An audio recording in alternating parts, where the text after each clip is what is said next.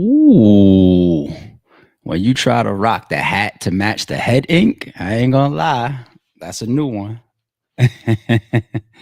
That might be a new one right there. What's up, y'all? Good morning, good morning, good morning. Welcome back to the Sorry It's True podcast. We here. Shout out to everybody coming into the chat and all that. I ain't gonna lie, I need a shave and a haircut. I really do. That's the thing about the ink, on the side and all that. And if you don't keep your skull fresh, and the hair starts to bleed into the ink and disrupts the tattoo a little bit. So it's like, you know. But let's get to it. What's up, y'all? How y'all feeling? Shout out to everybody coming in the building and all that. We got a lot to cover today. I ain't gonna lie. I might have a special guest.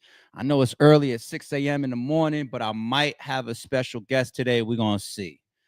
What do we got lined up for you? We got some small Diddy updates. We are on Diddy verdict watch. Okay, at any given moment, the jury can come out from deliberation and say we have our decision. So we are on Diddy watch, but I do want to have a few small updates about what's happening back there in deliberation. What else do we have? Drake and UMG, they're in court now. All right, the lawyers are fighting all this out in front of the judge, going back and forth. I think it was a jury trial as well. So I think the jury's in there. We didn't follow jury selection and all that. I would assume that jury selection for the Drake and UMG case isn't nowhere near as important as like the Diddy case, right? The Diddy case, he probably wanted a majority of black people on the jury. He wanted a mix of men and women in the jury. That was way more critical. So I think Drake and UMG have a jury trial. But yeah, they at it right now. Drake wasn't playing. Okay, he wasn't playing. He wasn't bluffing or nothing. Oh, well, we saw that early on, but we'll touch on that. What else do we got? I got to revisit yesterday's God tier conversation. There's some things that I want to add on. There's some things that I want to retract, and there's some things that I want to correct. All right, so we're going to get to that. What else do I have? Eazy the Block Captain. You see Eazy the Block Captain in the thumbnail. Him and Tech Say Go got a lot of back and forth going on the internet. As promised, I will continue to give you guys more battle rap topics. So I'm going to get into that topic. We got a little bit of Aye Verb. All right. You see him still in the thumbnail. He's been in the thumbnail for about 13 days straight, right? I'm not right now shooting any of those big guns, right? I've made sure that those are sitting right there, oiled, cleaned, charged, and fully loaded, ready to go. But he don't want no problems with us over here, man. He really doesn't. He really barked up the wrong tree. I think he knows that. But I don't trust the man. So the moment he opens his mouth the wrong way, we coming off the hips, we coming off the shelves, we coming out the safes, we doing all that from underneath the bed, all of that. we pull it from every direction. So I'm still talking about Aye Verb. I still got some things to put out there as reminders. So we'll get there when we get there. We got a Chris Brown update.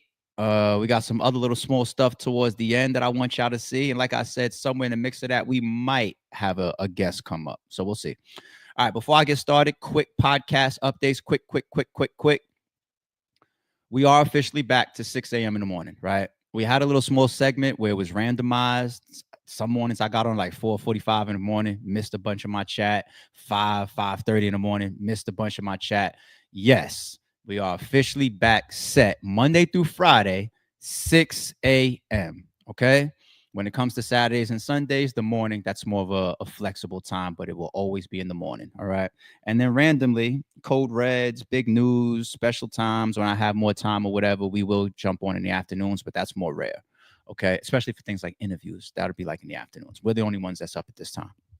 But 6 a.m. Monday through Friday, let's lock the time back in. Okay, chat, spread the word. Appreciate everybody that rocked as we were figuring things out. We're still clipping from the channel.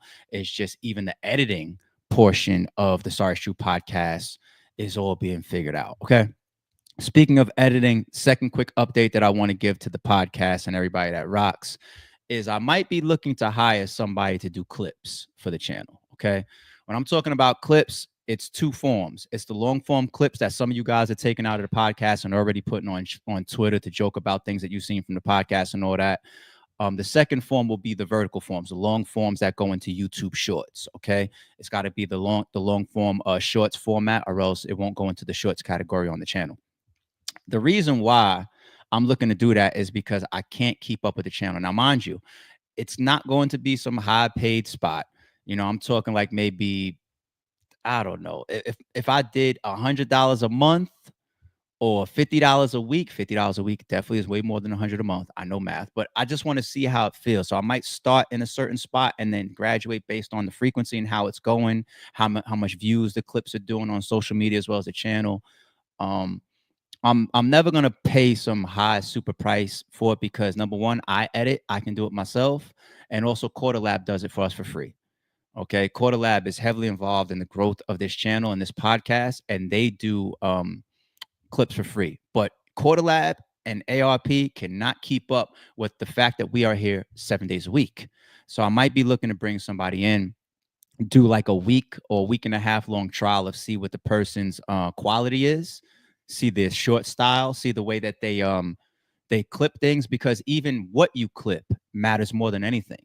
If you clip this piece right here, that's a waste of a short. That's stupid. But if you're clipping like a real exciting part where we're laughing, we're joking, it's a punchline, it's a good moment in the podcast. When I see the style of what people go after, that separates even from the better editors, the content even over the editing, right, of what we're discussing in those clips.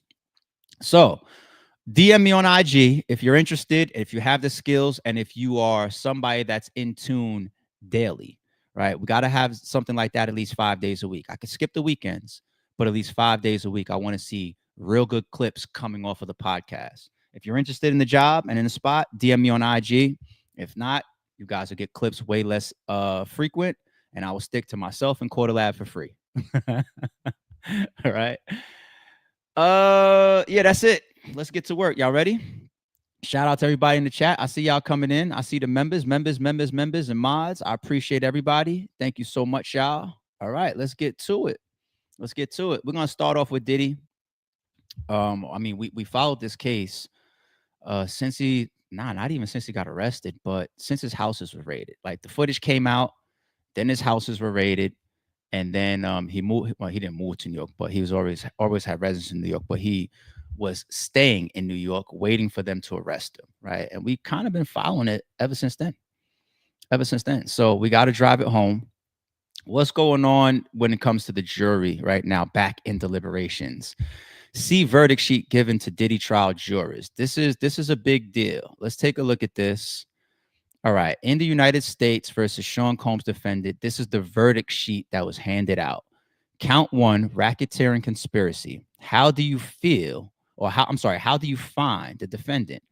Underneath racketeering conspiracy, plain black and white, guilty, not guilty. Chat, I don't know how y'all feel about some of this. If you ask me right now, racketeering conspiracy for me, I'm checking not guilty. All right, we'll do it here together right now. This is what the jury has. All right. If and only if you find the defendant guilty of count 1, which types of racketeering acts do you unanimously find were involved in the offense? Oh, that just made it tough. Because if overall I've watched this case and I've been telling myself, Diddy, I don't think he should be here for a fucking RICO, aka Frico, aka one man RICO. Like, I don't think he should be here for this. Domestic dispute, shitty boy, shitty person, broke some laws, had use of drugs, maybe a little bit of drug distribution, gun ownership with the serial scratch that they found when they raided his house. Okay, cool. But then again, a scratch serial number is a federal crime, right? So you would have to go to federal court for that. But there's a lot of state shit going on, is my point. All right. So I want to say not guilty on that, but there might be smaller things in there. So when I read these smaller ones and I want to say that I believe, they even use the words proved and not proved. They're not even saying guilty, not guilty underneath that. Psychology, people, of being a juror back in deliberation and reading that. Did the case from the prosecution prove or not prove that? That wording is scary. But yeah, if I want to choose any of those, then I got to go back up to the top and change my check mark for guilty or not guilty. So let me read this first page before I change my top check mark. They got to give these people a pencil, not a pen. Acts involving kidnapping. Not proved. Acts involving arson. Not proved. Definitely not proved. I mean, common sense makes us feel like, come on, that Kid Cudi car situation, all that probably was Diddy, whatever. But when you go to black and white law and what came out in trial and how the prosecution attacked that, it wasn't proven past reasonable. It wasn't proven. Okay. So not proved. Acts involving bribery. Fuck. I wish there was a middle option, but there's not. Proved. What did they prove when it comes to bribery? You had assistants testifying. Yeah, he dangled this footage over my head, telling me that if I did this, my footage was gonna come out. If I did that, this was gonna happen. He's had a lot of witness testimony in the lane of bribery. Now, the defense fought back on a lot of that stuff, and they came back saying that this person's an opportunist, that person was just a worker, this person was fired and has motive, yada yada yada yada yada. But did they prove bribery? Damn, I want a selection in the middle. You know what? I'm leaning more to proved, but let me move on. Damn, I hate this shit. This is a tough job of being a juror. Acts involving witness tampering. Not proved. I don't know what witnesses he tampered with. They claim that was one of the reasons that he didn't get bail, right? I don't know. I didn't see that come out of any day in court that made me feel that it was proved that he went to witness XYZ and said, you better not. Shit.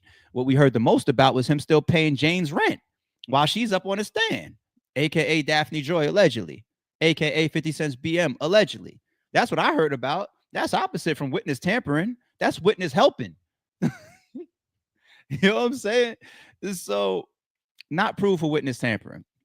Acts involving forced labor. Not proved. Not proved. I think there was too much consent around. I don't give a fuck if you was Don Rashad and you came back for that second re-up. Yeah, he's such a bad person, but 2 years later, hey, could we sign another contract? Oh, you're back, huh? No. Ain't no forced labor going on. The early witness up there talking about, I ain't gonna lie, it was a 2-hour sleep type of work schedule with him. 20 to 23 hour work day. And people was just like, yeah, welcome to New York City. You know what I'm saying? Like the pros and the cons. You want to work for this guy, he might have you on call for 22 hours. You might get 3 hours of sleep tomorrow. But you got your paycheck. You didn't quit. You didn't walk away. You wasn't chained to his wrist walking around with him, right? Some people take the harsh jobs for the payment or the opportunity or the position that they want. Forced labor, get that shit out of here, man. Too much consent for me. Too much consent. All right, acts involving sex trafficking. That's proved. I got to go back up now to the top and check my guilty to not guilty for guilty as far as the RICO, because this stuff is under the RICO. So the sex trafficking is proved. Do a lot of us want to see him guilty of sex trafficking because everybody's in his fucking bedroom right now? Most of us say no. Is he a freak? Is he a weirdo? Is he possibly getting Cassie to get nutted on, walk into the other room while he's on FaceTime and allegedly wipe the nut of the escort onto his nipples? That came out in testimony. I ain't making this shit up. Some freaky, bugged out, weirdo shit. But that's that man's business. That's what he wants to do. Ain't for me, ain't for you, but it's for him. What are you gonna do? You know what I'm saying? But the reason why it's proved is because when you come down to the letter of the law, it's simple. The crossing of state lines for these sex workers that were paid for the act, is there gray area of this person just got paid for his time? This person really was hired like the Punisher from Harlem. He's really, we brought you in to set a scene, a sexy scene, and he just wanted to record it and do this, and then sex just happened to pop off. That's a gray area that the defense, I think, built. Okay. The paying of for your time, I don't think it's easy to prove one or the other. If I come out as a defense and I say this payment was only because he was hanging out with us and it was kind of like a thank you, versus like, no, this is payment for sex, aka some prostitution shit. Good luck. They got to fight that out, prosecution versus defense, and that's what they did. That was part of it. But I think the letter of the law, with all these people involved that were being brought in for your girlfriends and for the freak offs and all these different escorts, I think they proved that. I do. We don't want to see people end up in jail for flying a chick out and then maybe cutting a chick a check. But They're gonna get him there. That's what I think. That's what I think. Acts involving transportation purposes of prostitution. Yes, that's proved. They're gonna get in there. They, it's simple. They got transactions of this escort, for example, and the flight that was purchased by Diddy or Diddy's credit card or underneath the Diddy enterprise. The limos that was sent to the airport to pick up the escort and then bring them. Some of these guys getting booked off of websites and then getting flown in and all this type of stuff. Meet us here, meet us in that country, meet us in that city. Do this. Cassie at times. I think some of the assistants at times, Jane at times involved in some of these text messages, setting some of these transactions or these freak offs up. You know, these people are with the government though. These people up there with immunity. These people aren't being attacked by the feds. They just want Diddy, so they use people that's actually allegedly aiding and abetting Diddy along with these alleged crimes, right? But they don't want to charge those people. They're not here to charge Jane and say, nigga, I could bring a whole case and say, Jane, you was a whole prostitute as well. He's still paying your rent, right? Yo, Cassie, you was a whole prostitute for in this whole description of this freak off stuff of what's going on, whatever. You was, you know what I'm saying? Did he ever cut you a little check? Oh, here, by the way, babe, hold this 10 grand or whatever. If I could do that to the fucking escort, I could do that to Cassie. That's what that $10,000 really meant, right? It's one and the same, but that's not their target. So they proved that. They proved that the crossing of the state lines for purposes of prostitution, the exchanging of money. This is why I say, Diddy, all you needed to do was just start a porno company. LLC yourself a porno company. You could have did all of this shit legally. All right. Acts involving drug distribution. His drug mule got either immunity, is not charged anymore. He got off. His drug mule also got up there and kind of helped out Diddy, alleged drug mule, right? The white guy. Drug distribution. The reason why I don't want to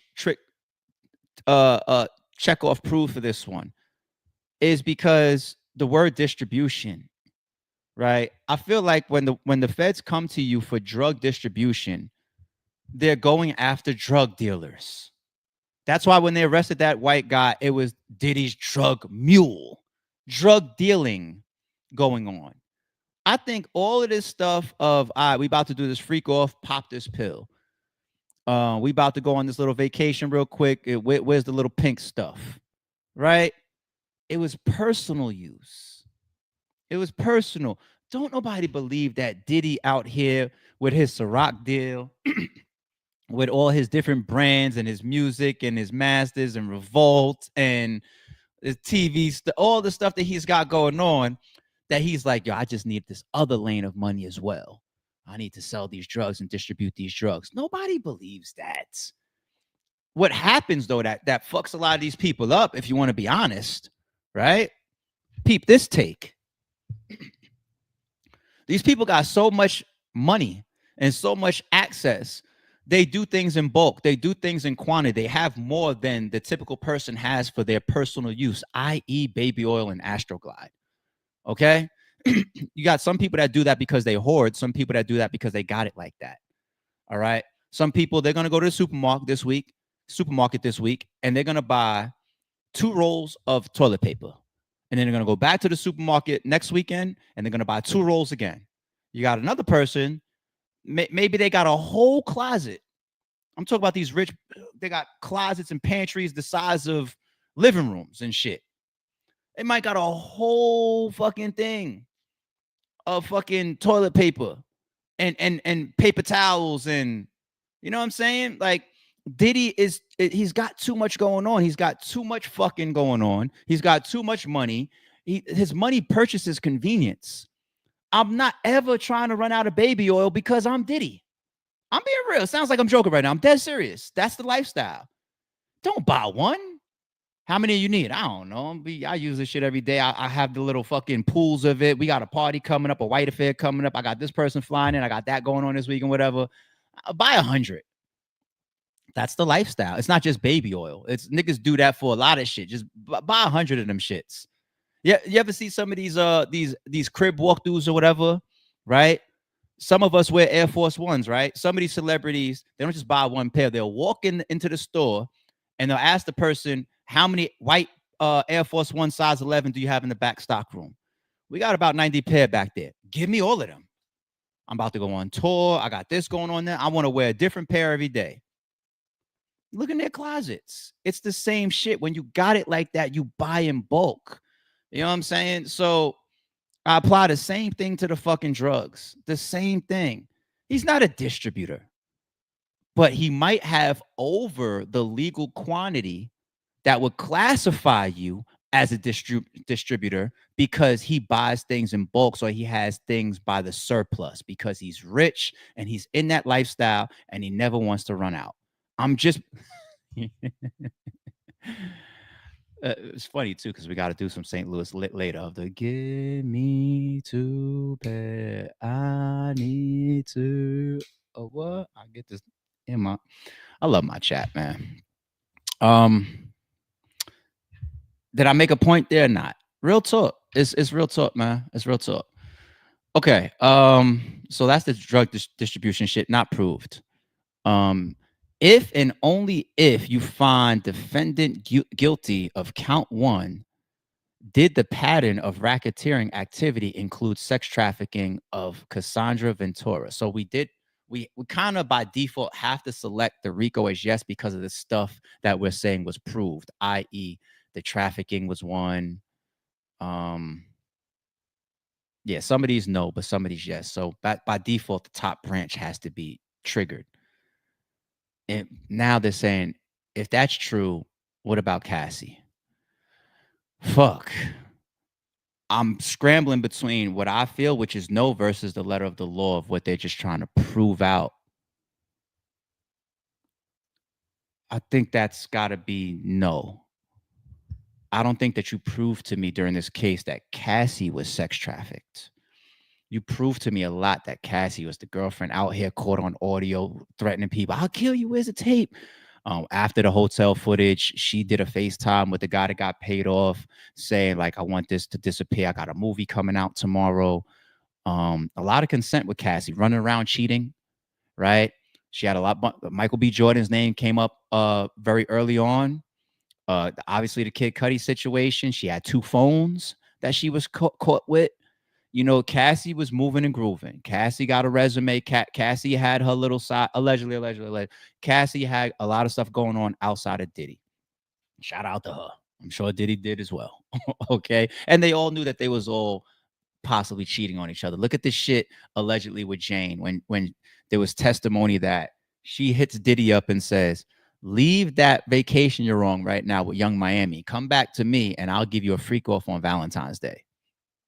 They all know what's going on. You know, they kind of want to be the main. They want to have the baby. They want to wear the ring. But they know when Diddy's out the country over here, blah, blah. You know, like, cut it out. So was Cassie sex trafficked? No. I ain't going with that one. If and only if the defendant guilty of count one did the pattern of racketeering activity include sex trafficking of Jane. I definitely ain't giving Jane no fucking sex trafficking neither. I'm sorry. Shout out to 50. I fuck with 50. Respect to 50, but your BM is a hoe. And matter of fact, 50 knows that too. That's why he be tearing her down on his Instagram, killing her on Instagram. But still, no disrespect, man. I try to be as respectful as possible, but your BM's a fucking hoe. She's an opportunist. She's a hoe. She's the things that beauty will evade. Beauty and the hair over the eye and the nice body and the beautiful eyes and skin and the perfect height and the pretty smile get you past all the fuck shit that this woman is actually about. Take your ass back to Backpage. Just or OnlyFans. And I'm not shitting on people that do Backpage and OnlyFans, but I'm just saying. No, bitch, I ain't never given Jane no fucking sex traffic. Ever. Ever. She's an ugly woman to me now after seeing this trial. Count two, sex trafficking of Cassandra Ventura. Second count, how do you find defendant? Not guilty. Count three, Mann Act, transportation, Cassandra Ventura. How do you find defendant? We know why the Mann Act was allegedly created once upon a time, right? Anything involving Jane and Cassie for sex trafficking, not guilty. All right, what do we got here? Count four, sex trafficking of Jane. How do you find the defendant? Not guilty. People, I've always said Once Jane got up there and she was into like day 3, day 4, I was saying, people, the most important and the heaviest testimonies for this trial, everybody looking for the celebrities. Oh, Kid Cudi's on the stand. Kid Cudi's testimony and him being up on the stand don't mean shit to this case. Nobody's even going to convict him of the arson.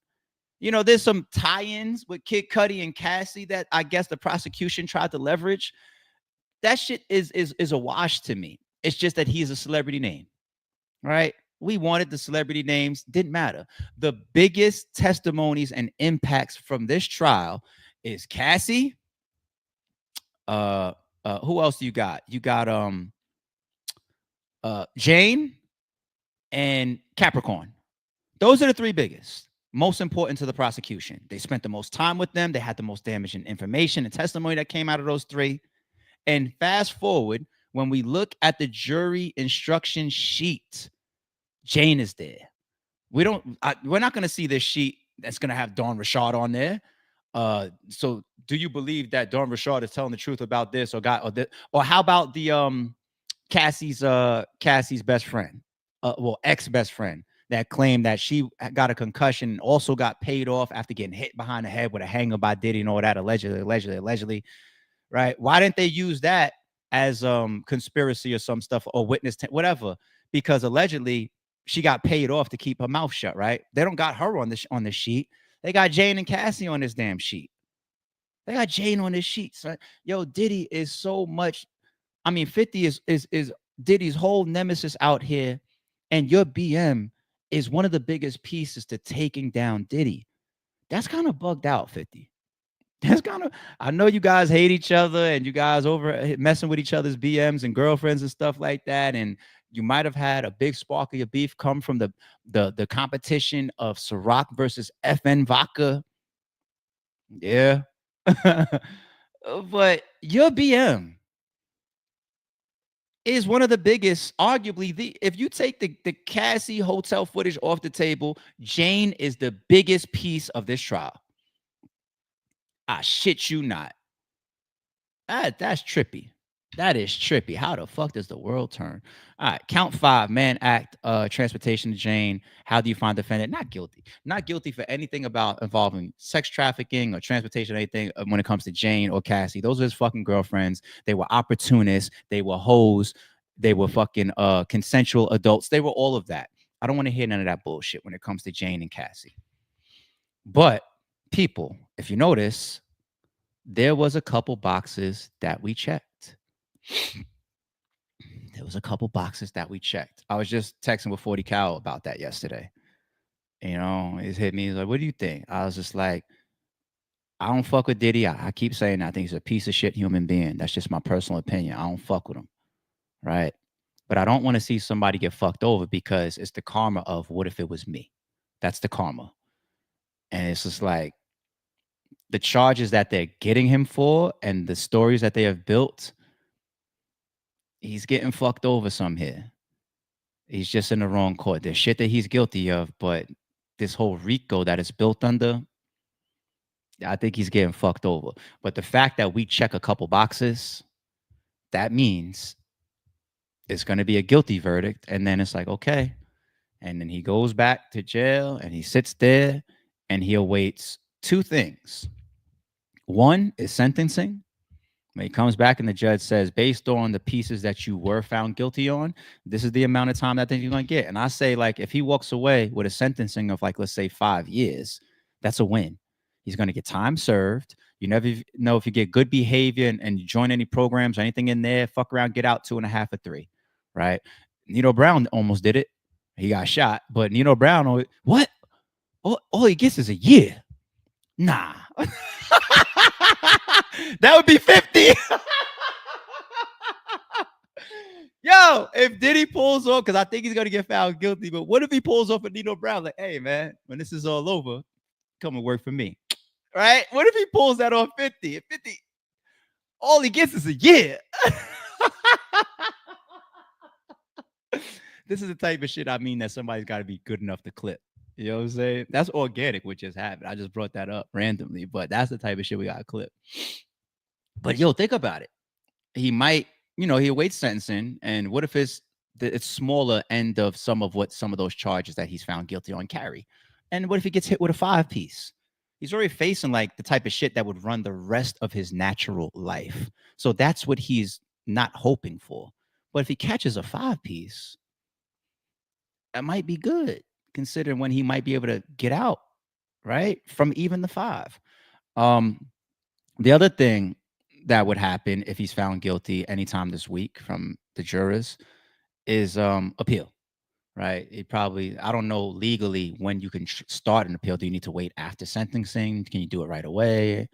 Um, but he's got an attorney or a lawyer that's part of his team that's hired and is in the court with him, I believe, that's specifically there for appeals, right? And they have to be there during the whole running of the trial because they're taking note of the objections or the pieces that happened during the trial that you felt was unjust. This part right here, I felt like we should have gotten a mistrial. We felt like the judge missed this. We felt like this objection should have led to a mistrial or should have been treated or managed differently from a legal process standpoint. You get to your appeals, right? And he's got a person dedicated to worst case scenario, they convict me, get your ass to work. Okay. So that's where we at. And that's why we on verdict watch. And that's what the jurors are going through right now. I don't think that was a tough job for us. What we just ran through, I know if I have the responsibility of Diddy's freedom, right? I would do what we just did and I would take a little bit longer. And then you have your peer jurors to formulate together and do that with. So yeah, I could see how we can take what I just did in 30 minutes, extend that out a little bit if I was a juror and I had the real responsibility of doing it, being a little bit more detailed, going over the details a little bit more and being a little bit, all right, now you got me, let's say a day. Let's say a day. Then you got the elements of my peers. We got to argue in there. We're discussing. I'm taking on this person's opinion now. Oh shit, he made me think about something I didn't think about. We arguing with this person.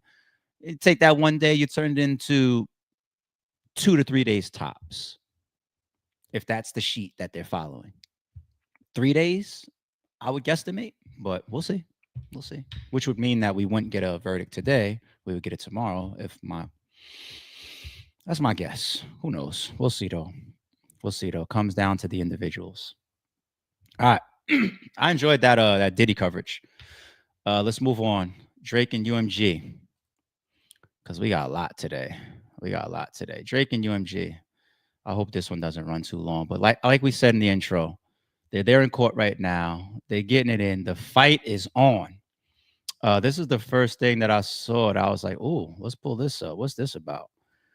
What's this about?" Rap beef in court in Drake UMG lawsuit about Not Like Us. Motion to dismiss is argued.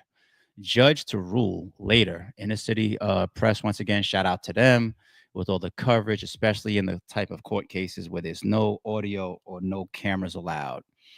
You know, we don't get to see inside the courtroom. Look at this. What is this? Belief. The truth of defamatory material persisted in direct response to Drake's denial of the claims in The Heart Part 6. So they're using Drake songs in this as well, as they should. See this post from Drizzy, that's his Twitter, right? The Heart Part 6 out now. And we know you're dropping in 6 minutes. So instead of posting my address, you have a lot to address. That's a bar. Okay. And you got a fan here with a blue check that replies, I don't care what they say. You'll always be in the big 3 book to me. And look who they posted Drake alongside with. Right. And then it says down here, the social media reaction described in paragraphs 170 and 184 are just a tiny slice of the public vitriol caused by UMG's defamation of Drake. And that's very substantial, right? You would think that I'm not supposed to be responsible for what some fucking fans do or what some fans say, but you use that type of stuff to build your case about the reaction to what somebody else said. So, all right, Not Like Us is done by Kendrick and UMG, but look at how the fans treated me after. Look at the fans breaking into my crib and all this type of shit and pulling up and shooting at my house and whatnot. And you blame the top of the tree for that, the UMG and the Kendrick and all that for that. It's one of the reasons why Like somebody like Aye Verb could never sue anybody ever, right? He's got too much online, and then he provokes the set in his audio and his videos. He provokes the set to actually go do things or respond or do this or say that. And then if those people ever tweet somebody that he's into it with or whatever, you capture that screenshot, right? This was provoked by Verb, right? These 50 fans over here that's talking shit in my direction or saying that I'm a bad person or saying this. This is the response. That's what they're doing right here. All right. That's exactly what they did right there. So very, very, very relevant. Very relevant. Drake's tweet does show involvement. Should we use the word consent? mm, mm. I don't know. I don't know. But let's go to Inner City Press's tweets. Right, some of the more detailed coverage within the court. Okay, now Drake versus UMG. Why did he put Kendrick Lamar in the quotes there? This case doesn't have Kendrick Lamar as a defendant, but he put Kendrick Lamar case in there. Argument, Inner City Press. Yeah, shout out to them once again. They doing their thing. All right, Judge Vargas. You seem to say a diss track could never be defamatory, but NY law says the form is not dispositive or dispositive, whatever. UMG lawyer, look at the shock jock cases. Judge, not the same thing. Perhaps the court needs more info. This looks like just a separation of, can the song be ever defamatory because of the nature of what a diss song is? Using examples of shock jocks. Yeah. Okay. What's the terminology of a shock jock? They get up there and they say shocking shit.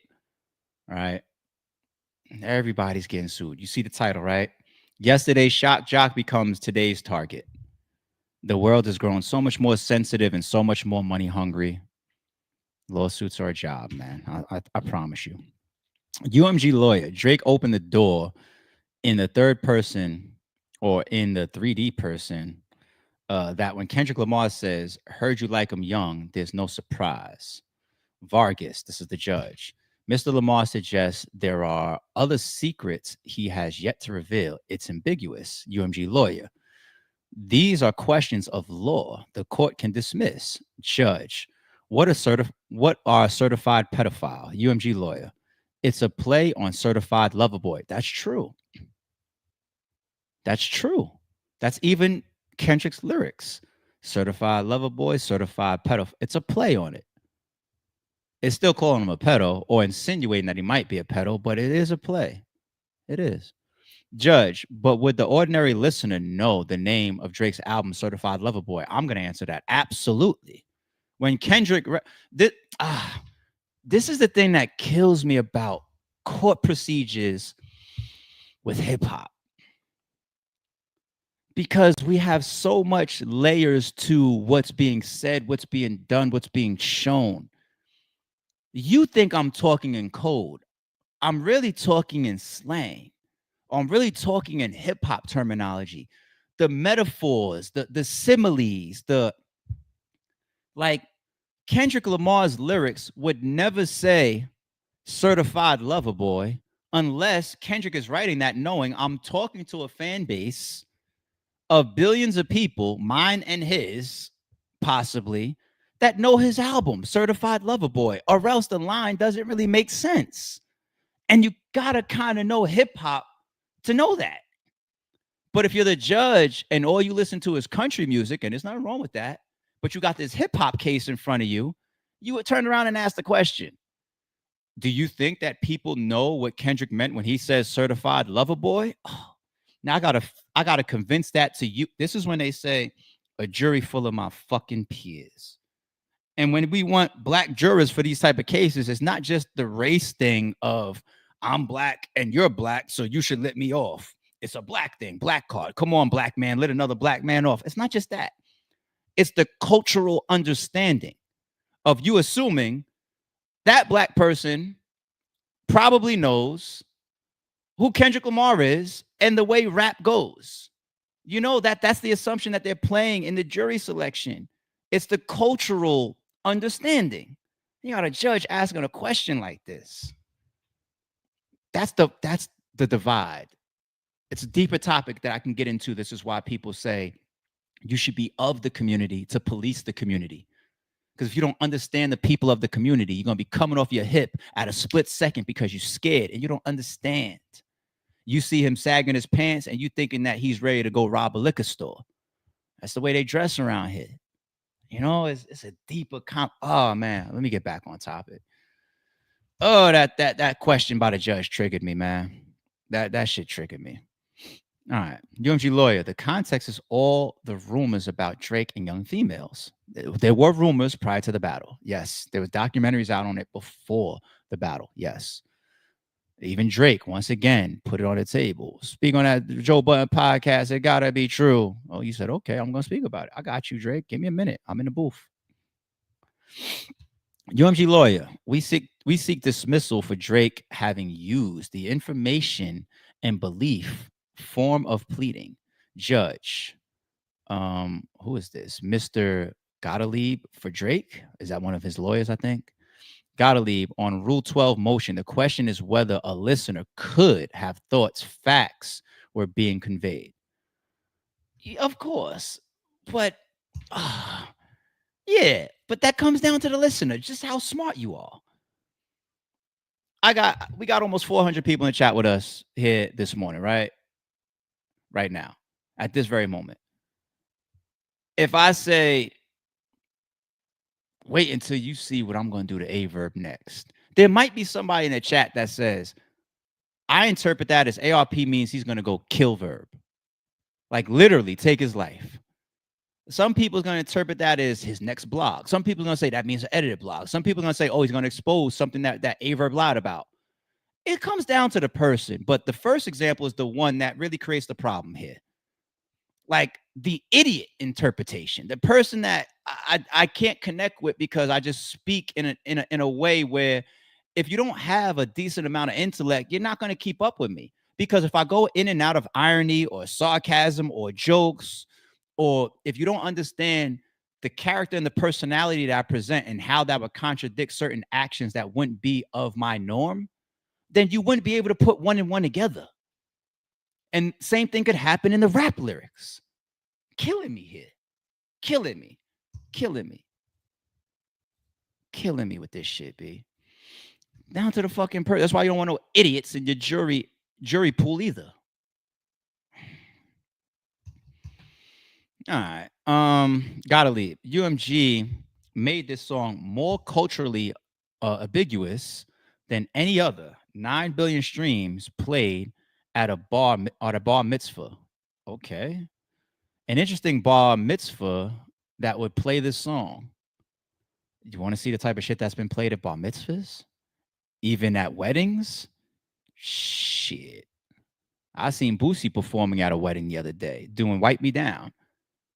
And a bunch of white people and shit in the background singing, rapping along with lyrics that I don't know if they said nigga and shit. And Boosie ran down on somebody's wedding to pick up a bag. The fuck are we doing here? Then there's the use of AI voice of Tupac. Drake's lawyer gotta leave. I'm not convinced of the relevance. Judge, shouldn't I view the entire rap battle? Yeah, you should. Gotta leave. This was unique. Drake's lawyer trying to separate it out of the bunch of hip hop, take it out the bag of hip hop and make this such a unique rap battle as far as why certain things were said. And as I'm reading this, man, Drake, you taking this bullshit being compounded again. Judge, Kendrick Lamar didn't know he'd perform at the Super Bowl. Drake's lawyer gotta leave. UMG republished the material with knowledge when it launched the Super Bowl campaign. Yeah, and there were 3 attacks on his home. That means they used it later. The 3 attacks on his home to me is a separate situation. Gotta leave. The cover art is Drake's home with sex offender location tags. Judge, didn't Drake say Kendrick Lamar is not the biological father of his child? Thank you, Judge. Okay, Judge. Judge knows the songs. You listened to them a couple times on repeat before you brought your ass to court today. There you go, Judge. The judge said it. The judge said, didn't Drake say Kendrick Lamar is not the biological father of his child? If I'm Drake's lawyer and the judge says that to me, my heart drops. The court doesn't have enough info on that. Was the lawyer's response? Court. Now the judge just slapped you, and then your fucking response is bullshit. Lawyer, this is how you make a lawyer run and tuck his tail and look stupid and drop the ball in a split second. Judge, didn't Drake say Kendrick Lamar is not the biological father of his child? Drake's lawyer, the court doesn't have enough info on that, but the judge does, and the people that are prepping Drake's trial and his plaintiff claims, you don't have the info on it, but the judge just told you that the lyrics of your client. Ed Lover, come on, son. Come on. The judge got to take a mental note on that. Like, you just bullshitted me. You just lied to me. I know, but you don't. I should have put Kendrick in the thumbnail. I swear, I didn't read this yet. I thought Drake was going to come out of this looking better. I should have put Kendrick in the fucking thumbnail instead of Drake. Drake's got to leave. 10% of the streams are false. A popular yeah, but you know that though. A popular podcaster alleged the use of bots. There's also a stream farm, a popular podcast. You're probably talking about academics. There was whitelisting, misdirected search results, and payola. That's all alleged. Well, it's not all alleged. The whitelisting is a fact. That's why some of us reactors, including me, was able to get paid for our work and our content because Drake pulled a chess move and said, y'all go ahead and carry my song and get paid for it. That also creates favor.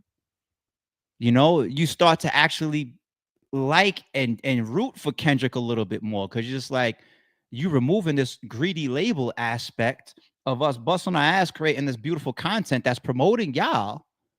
Whether you think I got you winning or losing, it's still promoting y'all. Y'all are getting paid heavily off of this shit. There's podcasters that made hundreds of thousands of dollars off of this shit, this rap battle. So what do you think Kendrick and Drake has made so far?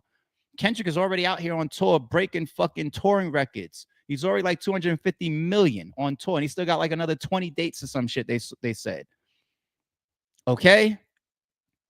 So the whitelisting wasn't some UMG tactic to kill Drake.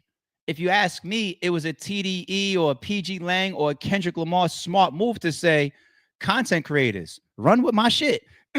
and another example of that is me allowing some of the biggest battle rap media platforms to take clips of our battles and put them on their channel. I just showed y'all yesterday the biggest video on the 15 Minutes of Fame channel is a clip from Hitman versus Cassidy. It's like 1 million views. He got a check on it. Uncle Rob might have made $10,000 off that clip. Like 3-minute video clip of content that I paid for. And it's like one hand wash the other. You go ahead and eat. You fucking around, make $10,000 off of that clip you just uploaded. I get the promotion of you putting that on your channel and letting your fan base and the battle rap community that may not have bought the VOD yet or the pay-per-view to see that clip and now highlight and say, let me go spend the $50 with ARP now. One hand wash the other. So that's what the whitelisting thing was about. That's why. The bots and all that, y'all figure that shit out. The stream farms, y'all figure that shit out. The payola, I don't know. I don't know if somebody got cut a check to do something towards Drake. I don't know. And if I don't know, I assume that they got to prove it because you're the plaintiff. The burden of proof is on the plaintiff. Prove that payola shit. We kicking ass this morning. I ain't gonna lie to you. Judge Vargas, what is the damage in bot streaming? That was a stupid question, Judge. Or is it? What is the damage? Well, yeah, if I'm saying that, I'm being defamed here, the more views on it. But then the bots are fake. Hold on, did we just uncover an angle?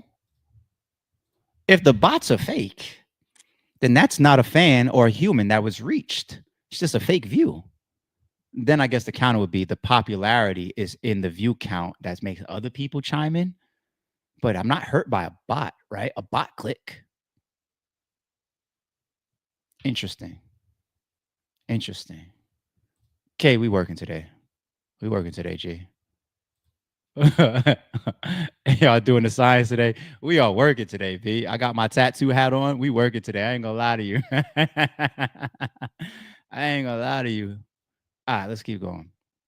UMG's lawyer in the record are articles mentioning his doing to girls basketball relationship at 31 with a 13-year-old what is this, baseball player, whatever lyric.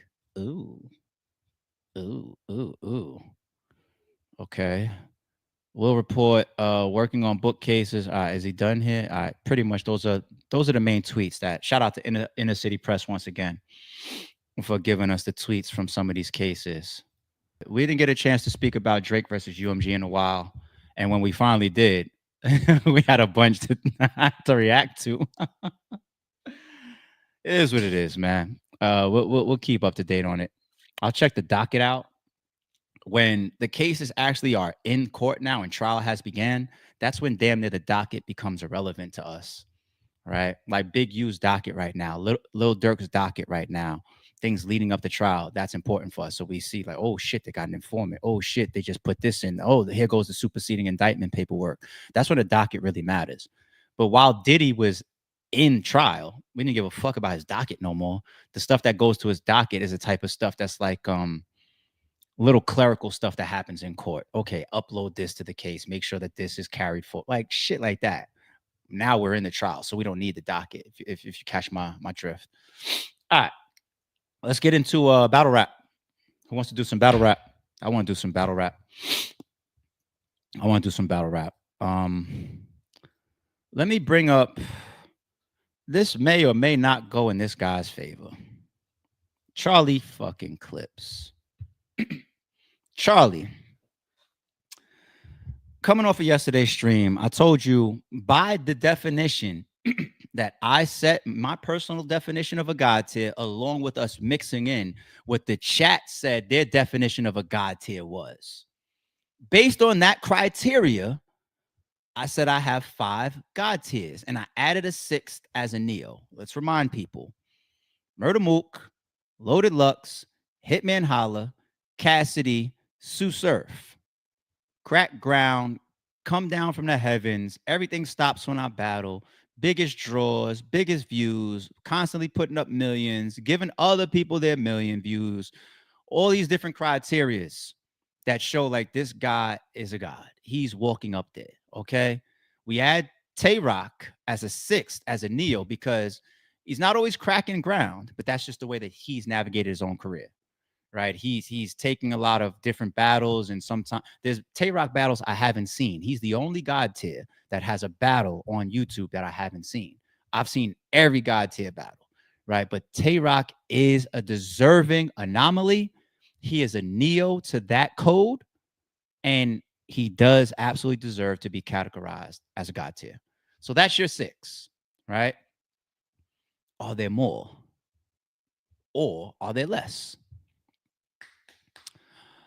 When I get around the God tier topic, there's like 3 people that always pop in my mind, and I'm like, fuck. If like I feel weird when I don't say their name, but there's justifications to either put them in the God tier or take them out of the God tier. Those 3 people, for me personally, tend to be DNA, Arsenal, and Charlie Clips. Pretty much everybody else that is of a certain caliber, I say they're not God tiers. I put them on Mount Rushmore. And God forbid somebody thinks that's a bad thing. It's not a bad thing. Aye Verb, Mount Rushmore. T-Rex, Mount Rushmore candidate. You can put a Disaster, Mount Rushmore candidate. Shit. Some people might put Thesaurus as a Mount Rushmore candidate.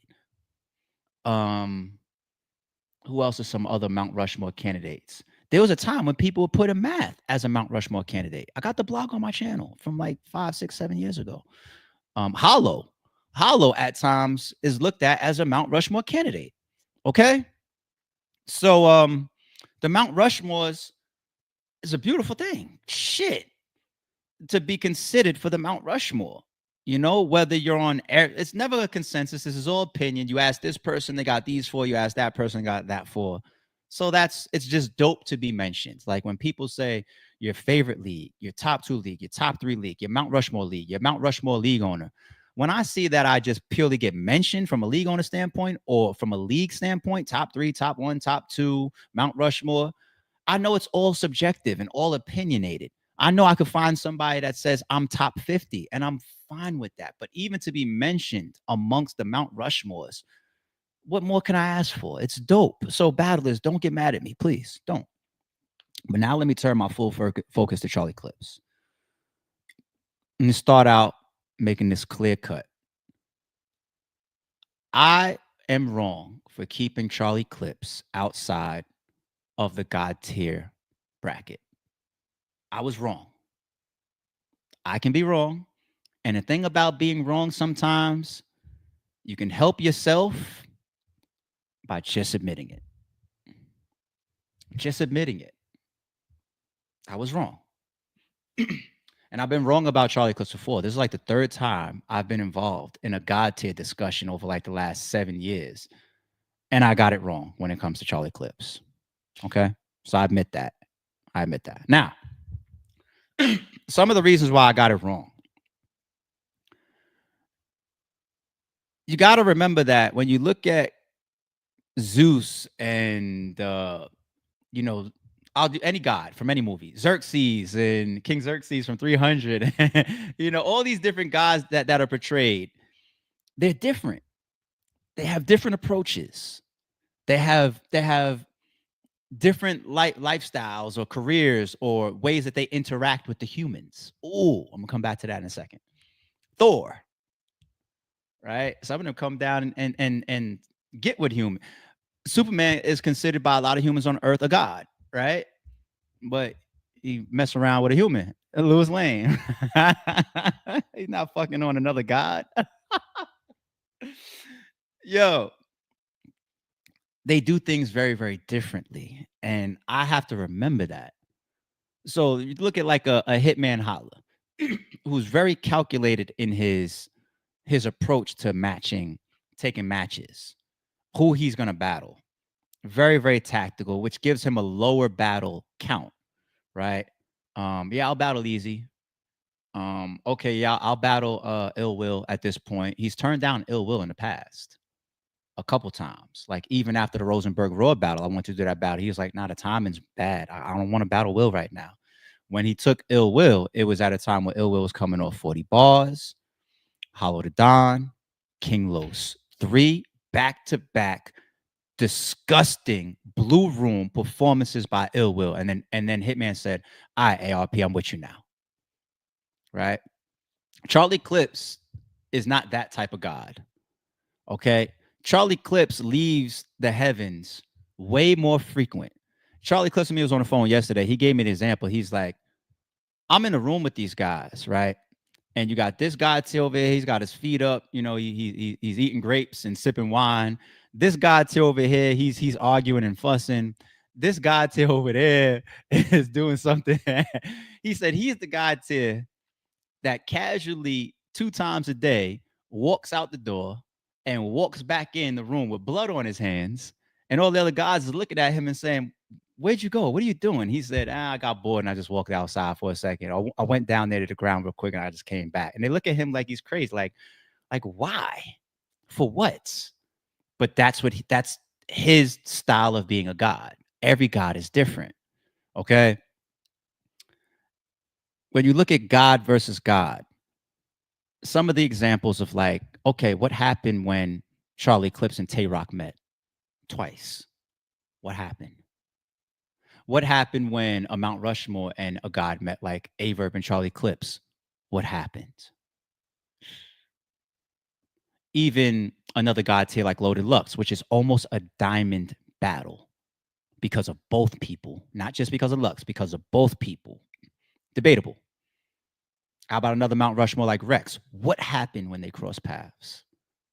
How about another god tier, Clips versus Hitman? What happened? Debatable, just like Lux, debatable battles, right?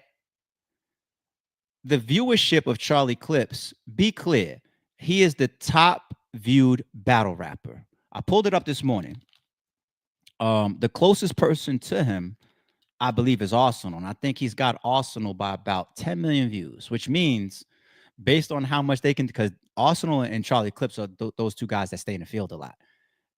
Somebody could overtake that. That 10 million based on their frequency and their viewership, they still gotta Charlie Clips still gotta hold on to that top spot with a nigga like Arsenal outside. I ain't gonna lie to you.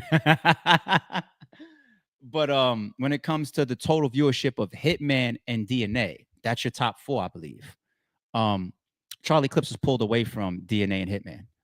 He got them by like 25, 30 million or something. Like, he's pulled away from them. Hitman is the highest averaging battle rapper. Per battle, he averages this, but he has less battles than Charlie Clips. So the accumulation of Charlie Clips' shit is what? 1-1-2-1. 1-2-1. Yeah, put the M behind that. Nasty. Nasty. He's got the viewership. The knock on Charlie Clips and why certain times people leave him out of that conversation is that he presents himself as mortal too much. That's what, when me and him was on the phone yesterday, you know the comparison that I told Clips yesterday? I said it earlier. I said Thor. You know, there was a time when Thor came down on Earth and he don't got the cape on and the god suit and his hammer in his hand. He's walking around in boots and a leather jacket and regular human clothes. And people get used to you. And you're walking around on the ground and they walk past you at Midtown Manhattan and it's like, hey, what's up, Thor? And he's like, hey, how you doing? You start to get treated like a human. But we forget at any time Thor could call that fucking hammer and kill one of your fellow god tiers. He could present the god tier. He can give somebody 1 million views. He really, really fucks up how we look at him simply because of how much he comes down from the heavens, way too frequent at times, and he hangs around the humans way too fucking much. To the point where the humans he'll have his back turned to humans and throw something at him. I ain't no god to us. Throw something at his back. That's how we talk about him sometimes. That's how we talk about him sometimes. But underneath that leather jacket and them regular human boots, at any moment that nigga got his cape. He is a god. So I was wrong. Let's verse track at him real quick. Let's look at what he got going on. We're gonna call out the human shit too, Clips. I ain't letting you slide all the way because that's the reason why we always be on your fucking heels, because you're not supposed to be doing all this human shit. Okay, 88,000 views that came out on TBL versus Chirac. All right, 40,000 views with P. You got a Dre Dennis battle that came out in 2024. 205,000 views. I don't know what this is. This is probably not even a battle. Versus Infrared, 124,000. Now, Infrared was a 1SK. Some people that's watching this stream don't know who Infrared is, but you brought him over 100,000 views. That's it's not 1 million, but this is the god type qualities. Taking a 1SK over 100,000 views. Okay. Real Sick, 277. I don't like that. Charlie Clips versus Clone, 105. I don't like that. Okay, Eazy. 1 million views. Cool. Versus Fonz. Here we go here. Lou Castro. Is this Lou Castro's first 1 million views? I believe so. 1 million. Last year. He's not like Verb, where he's like, the last time I did 1 million was 7 years ago with another god tier. No, he carries up and comers and 1SKs, and he shows the godlike qualities. He just comes down to earth for too long, too many times, and interacts too much. That's just that type of god. That's how he is. C3, okay. Yeah, you owe me some money here for this full circle with QB. I don't like this, Clips. I don't like that. I ain't gonna lie. Listen, we're gonna call out your human shit. We're gonna call out Thor when he got the cape off. You an A Ward, 548. Okay. This DNA was like one of his play battles that you did over 500,000. Okay. We're looking at some of these battles. All right. Rosenberg Raw, 1 million. Blue Room. That's Rosenberg Raw's first 1 million view battle. Rosenberg Raw is a Hall of Famer. If Rosenberg Raw walked away from everything right now, we would call him a legend. Okay? Don't wait until we lose somebody, people. God forbid, for us to say he's a legend. Rosenberg Raw has done a lot. He's been around the block 20 fucking times. He is who he is. One of the most unique battle rappers in battle rap history. Nobody has ever replicated his sound. But after his whole Hall of Fame career, he had to wait until he got to Charlie Clips to get his first million view battle. Okay. Chess, million. Oh, him and Big K is about to do a million. 942,000. I gotta keep my eye on some of this shit. Big K doesn't have a bunch of million view battles either. I think Big K and Ill Will, it probably passed a million like last year. Big K and Tay Rock, I'm not sure what that is. Big K and Mook passed a million. Big K might have less than three battles that's a million views. He might. He definitely don't have more than 5. I remember having this conversation with him about him and Ill Will. It was like, oh, it's about to pass it.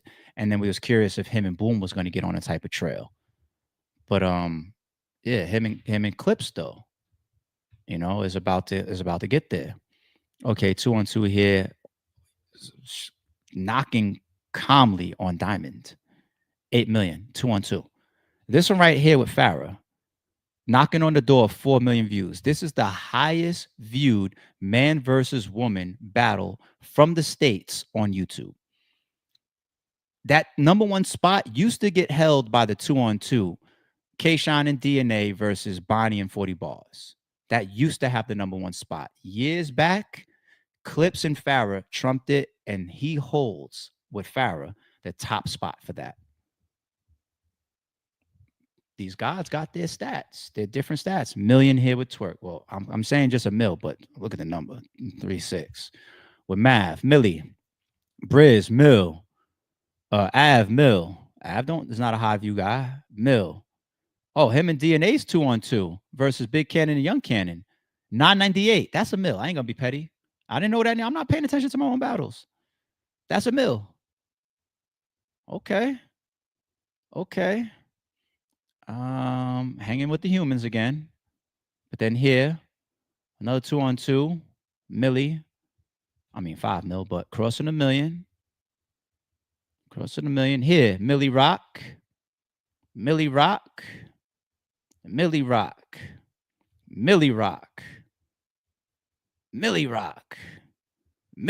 Almost diamond. Him and Lux. Okay. Millie Rock.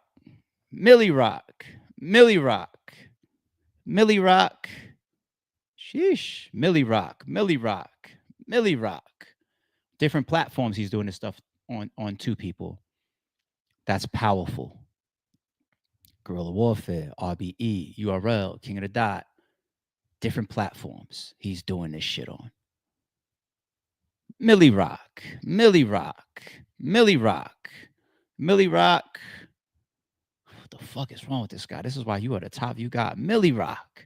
You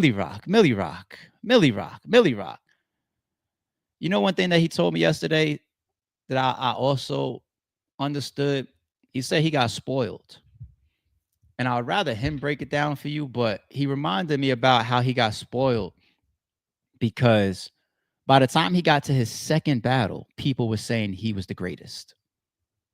If you were there and you really think about it, that's true. He got to like his second battle and they saying he was the greatest. It got to like his third battle and they was like, if you can't be like, he's the best ever, GOAT, God, Mount Rush. By the time he got to like his third battle. And another thing that has spoiled him is his own talent, his fucking freestyle ability. So the fact that people put him on that pedestal so fast because of what he brought to the stage and how much we were wowed early on, and then his talent of being able to freestyle, because he's got some battles that he literally has won off of freestyles. He's got some battles that we went crazy over his freestyles. And he got other ones where he was like, oh, here he goes again. He didn't prep, right? Those are the 2 things that made him be spoiled. Clips, you are spoiled. You spoiled, man. But the thing is, if that's the case, his opponents and the fans don't hold as much of the fate of Charlie Clips in their hands. He holds it in his own hand. That's a big difference. Some of his opponents is like, no, you could only get off what I allow you to get off based on how I come to the stage. That's godly. That's godly. I ain't gonna lie to you, man. Clips is a god. He's a god tier. All right. Now, when I revisit this for a third time, god tier, I'm going to look down the path and the career and the verse track of maybe of Arsenal and see if, okay, it's not 5, it's 6. Tay Rock needs to be there. It's not 6, it's 7. Charlie Clips needs to be there. Is it 8? Is Arsenal supposed to be there? He's the first of a lot. He's the first international. He might have the sole highest viewed battle with him and Shotty Horror. The king of disrespect, pioneering that. Start his own. Arsenal might. I might be tripping on Arsenal as well. I might be, but I owed my own correction when it comes to Charlie Clips. I apologize anytime I've said on audio or camera Charlie Clips is not a god tier, because he absolutely is. He just is a different type of god. He's a different type of god. He keeps leaving that room and coming back with the bloody hands, and the other guys is like, why? That's another thing too. Like, the other gods say that he's that nigga. All the gods say he's that nigga. All the gods say, if they happen to walk into the room and Charlie Clips is already standing in that room, the gods say, oh, I'm in the right room because Charlie Clips is here. It's real rap. It's real rap. All right. Easy to block captain, staying on buckle rap. Easy to block captain and text say go. I'm seeing some of this.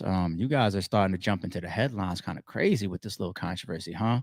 Let's play a little bit of easy to block, and then I'm going to focus in on one particular topic related to their drama. Oh, but then you go on YouTube again. Yo, Eazy got a lot of live screaming. I ain't gonna lie.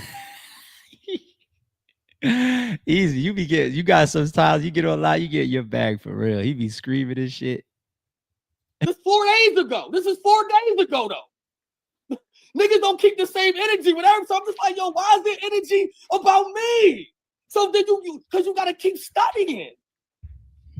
You gotta keep studying. So then you go on YouTube again. And you be like, damn. you gotta keep studying. You gotta keep studying.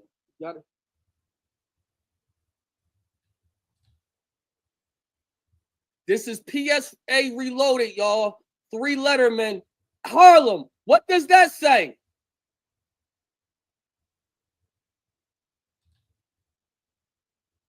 Harlem. What does that say, Harlem?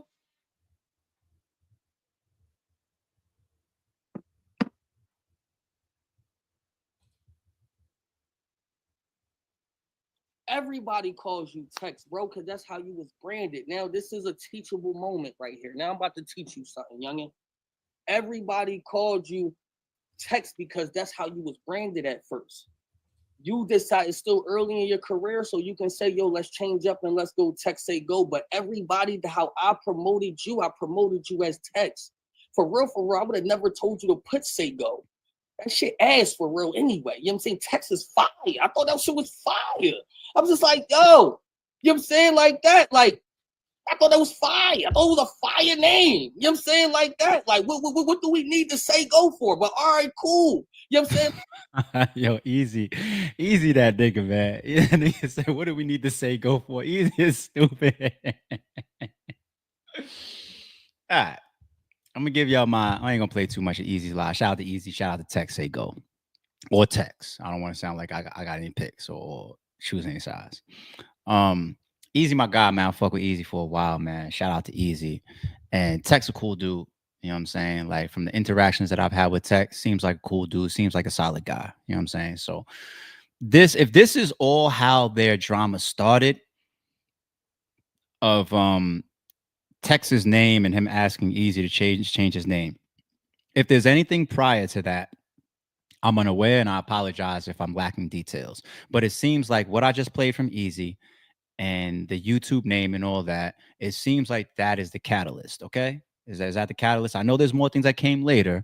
You know, you got the management of Eazy and Text. That's a discussion. I believe I heard Eazy might have taken Texas battles down.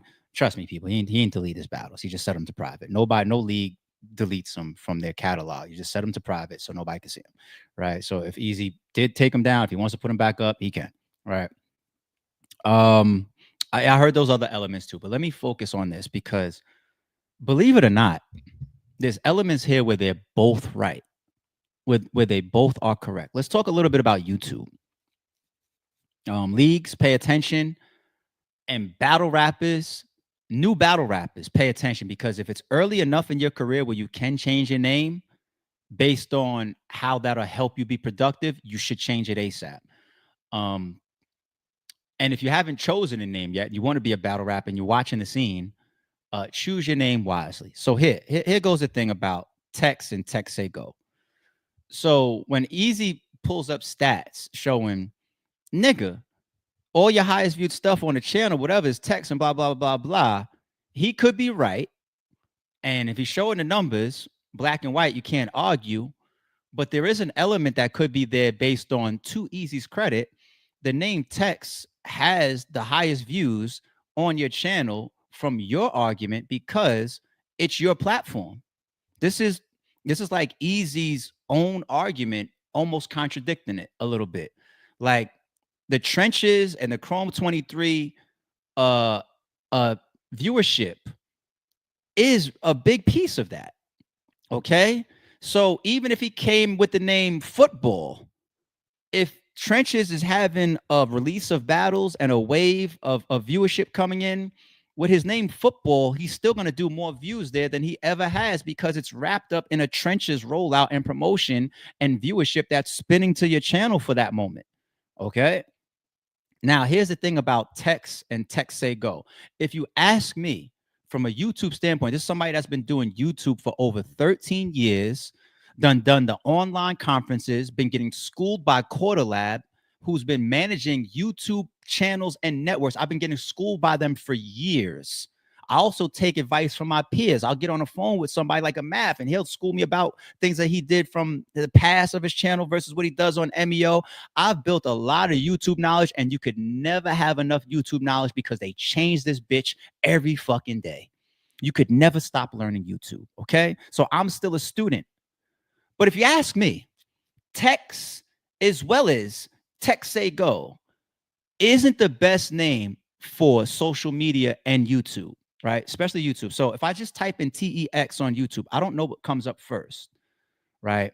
I know there's like Tex-Mex out there, like cereal and shit. You know what I'm saying? The thing about Text Say Go is you have to avoid phrases. We know slang or say go. Like I say go on you, Nick. Like, you know what I'm saying? Like you on YouTube, when you choose a name, you need to try to avoid phrases. And once you get past 3 words, you hurt yourself a little bit. It's 1 word is the best. 2 words is good, right? If you look at T-Rex and K-Shine, right? Depending on what channel you're on, you're going to see K-Shine with a hyphen in between. The moment you have the K on its own and then the shine on its own, you don't know if YouTube or a viewer or a searcher interprets that as a letter of the alphabet and then just the word shine by definition. The hyphen changes things. The periods in between DNA changes things. Okay. Who else? Who else? Head Ice. If Head Ice starts uploading and it's always head space I.C.E, from a YouTube standpoint, once again, phrases, and once you try to get to 3 and more words, it's not that good of a practice. They will teach you this type of shit in YouTube courses. Okay. Let me give you some examples, real world now examples. Fuck the YouTube now. I'll give some real world examples on my side. Okay. QB, right? QB got how many battles on the RBE channel, right?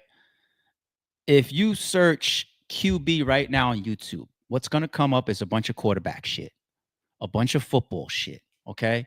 If you try to take it a step further and type in QB verse, you're still probably going to get a ton of football shit unless she's in the algorithm for that day, that week, that month, because she had like a big battle that dropped, right? And you fall in and out of the top searches and algorithm to where like, okay, I'm searching right now because there's activity going on, but that is false reality because at that time you're getting searched a lot. Next month, when you fall out of that, what the actual culmination of YouTube strongest searches takes back over, even if you took it over temporarily. Like with my running of 11 days straight of Aye Verb in my tile, I proved it. I took over his name on YouTube. But next month, he's going to have it back because I'm not going to be putting him in my title and having the most traction to his name day by day. This is how YouTube works. Okay. So even if she's hot for a second, QB versus Arsenal drops. Next month, QB is back to football. And those fans that were looking for it before, they don't find her now, a month later. Okay. But QB smartly, she will hit up the league owner and say, don't put me in your title as QB. Put me in your title as QB Black Diamond. Now, the good thing there is if QB has this mega fan base, QB Black Diamond is always going to find it because there's no other QB Black Diamond on social media, on Google, or on YouTube. All these networks and search engines are tied together. You're never going to find that. But it gets to too many words. QB space Black space Diamond. That's tough. In battle rap, she can be found especially with a verse or with an opponent's name next to it. So if you type in QB Black Diamond versus Arsenal, it's going to go to one place. You're going to find the battle, right? But her name like that, it can be problematic. Here's another advice for people choosing their names or changing their names, all right? YouTube is so sensitive right now. I had in my description yesterday, um, the description said, uh in today's new hip hop news, we're going to talk about D-Thang getting arrested as well as other New York teen violence. And that's when I got into the documentary story about Junior, the guy that was involved in his killing, getting found dead in his prison yesterday, prison cell, right? When I typed the word violent teen violence into the description, it got highlighted for me and it warned me that is an edgy word. You might get your shit have an issue with it. And I said, all right, I took out the word violence. You can't even use the word violence, and not even in the title, in the description. It highlighted it for me. I was like, fuck. Okay. An example of that in battle rap, it's my nigga too. Jay Murder. Back when he started, no problem. Today, that's not good. Because YouTube is catching on to people trying to put stars, change the one or an I to an asterisk. I mean, not an asterisk, exclamation mark. Um, Changing murder from MURDA to, ER to an A at the end. They're starting to catch on to that type of stuff. And all YouTube cares about is their sponsor money. That's why they chopped this shit down a couple years ago and said, fuck all that shit. Ain't no more ads of ours. We working with Sprite. Sprite gives us $1 billion a year to promote their shit. We are not going to be putting their ads on some Taliban Al Qaeda beheading or somebody's video that says teen shooting, teen gets shot, 50 Cent or somebody get murdered. No, they're done with it. They're diving deeper and deeper and deeper into the metadata of these search engines: Google, Twitter, IG, Twitch, YouTube. It's all interlocked from an algorithm standpoint and searchability standpoint. So stay away from phrases, stay away from sensitive words, stay away from 3 words or more in your name. Stay away from even trying to use abbreviations where you got to use periods. You don't ever see me type R.B.E in a hashtag or on Twitter or on YouTube, just RBE. And even that, I had to contend with that rap group for years on YouTube, but at least there was only 2 of us, right? That's a very strong search. 3 letters, RBE. That's it. That's it, right? It's in all of our metadata, our channel tags, everything. You search RBE enough, and you shouldn't have to search it that much on any social media platform, on Google, on YouTube. You're probably going to fuck around and find us. Okay. And I'm building the same thing right now for the Sorry It's True podcast, but you got to be careful with your names, companies, and all that. Different story. Your name. So, text say go. I got one more example for you to show why Eazy and text are both have points here. Okay, I'll give you one more example, and then we'll move on. It was either this year or last year. It could have been around when Raw battled Arsenal, or it could have been maybe when he battled Clips.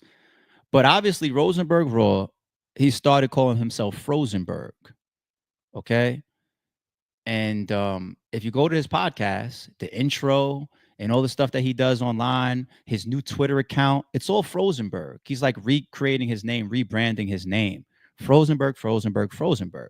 And that's his choice, and that's dope, especially if he's doing it from a podcasting and a content standpoint for his channel, right? So everything Frozenberg, if he's going to always be meeting people and shaking hands and saying, nice to meet you, Frozenberg. If his business card is going to say Frozenberg, if his Twitter is going to say Frozenberg, his Instagram is going to say Frozenberg, his show is going to say Frozenberg TV. He's creating that now. So anything Frozenberg related is going to go to that podcast that he has. Beautiful. But rap battle standpoint, that's a problem. So once upon a time, me and Froze was on the phone. Even I just called him Froze right there. Look, right? Me and Froze was on the phone, and he asked me. He was like, "Yo, as far as my next battle that's dropping or whatever, what do you think about it being named Frozenberg?" And I talked him out of it. I was just like, "We shouldn't do it because all of your rap battles online are Rosenberg Raw verse. That's what all of them are. All your RBE, your URL, your King of the Dot, your Chrome 23, all your shit is Rosenberg Raw. That is your search engine going across your whole battle rap video legacy and library across YouTube. You have to keep it consistent.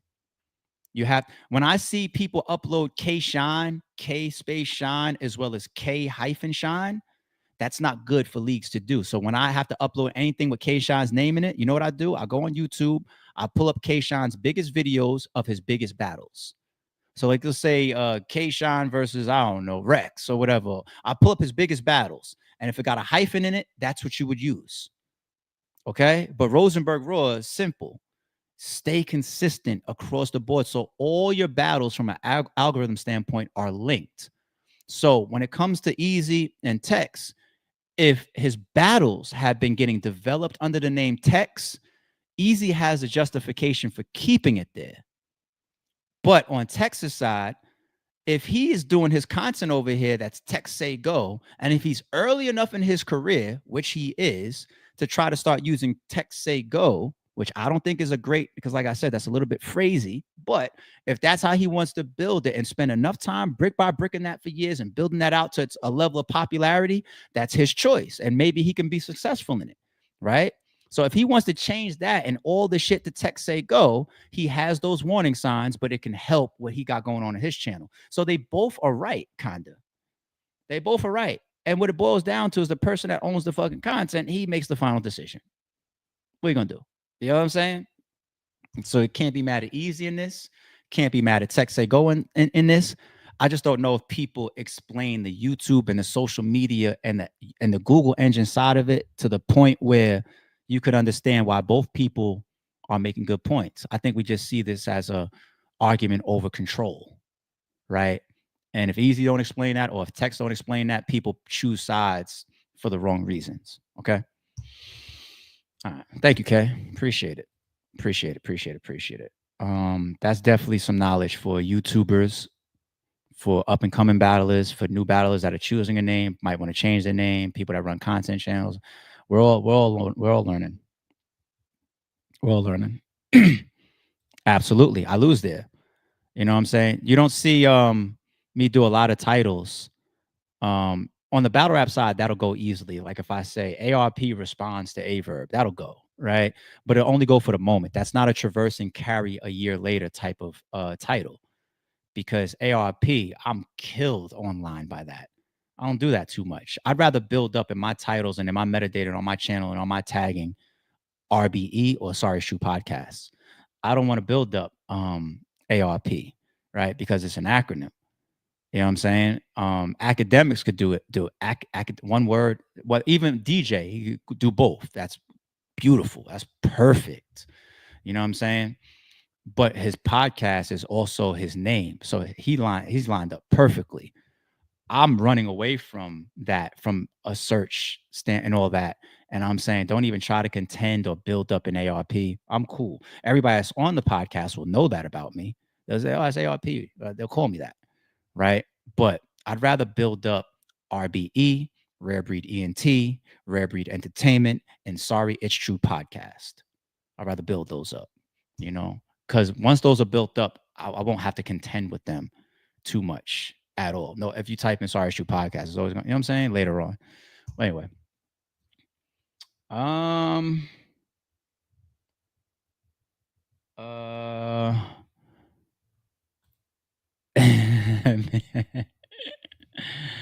hit you with the ARV. So about the league order or the gut, like whatever. All right, let's move forward. Um what's up, Verb? This is like my 14th, 13th day straight. You know, I gotta say a little something in your direction. Keep contradicting your bullshit. When I choose to slap the cage, rattle the cage, make sure you're still in there and awake.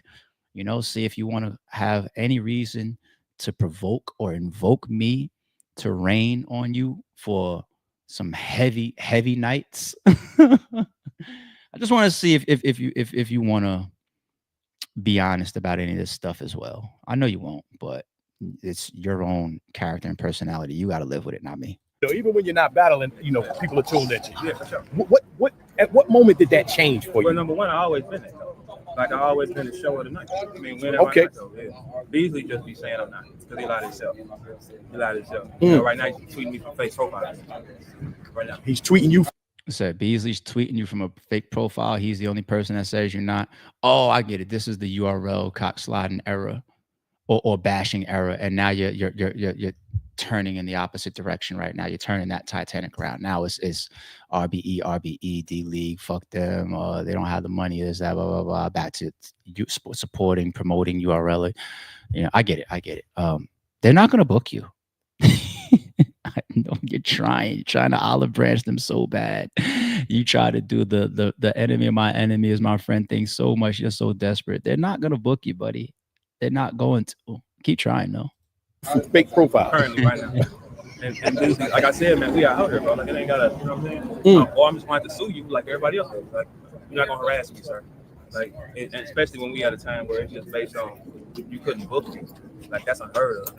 Right on, bro. Got my new I ain't pack. never got a my pack. new pack. Never got a What you pack. mean you definitely got a pack? Never got a pack. You definitely got a pack. Tomato, Beasley. I'm just gonna sue your ass too for harassment. Tomato, Beasley. I'm just gonna sue your ass for harassment. More threatening to sue URL for harassment. Here's one thing, Verb. You and your lawyer really need to go back over your history. And I know you can't afford to pay a lawyer to spend that many hours to review your liability and exposure. I don't even think you can do it. I don't even think you'd be man enough to look back over your own shit. I don't even think you're smart enough to do it. All of the above.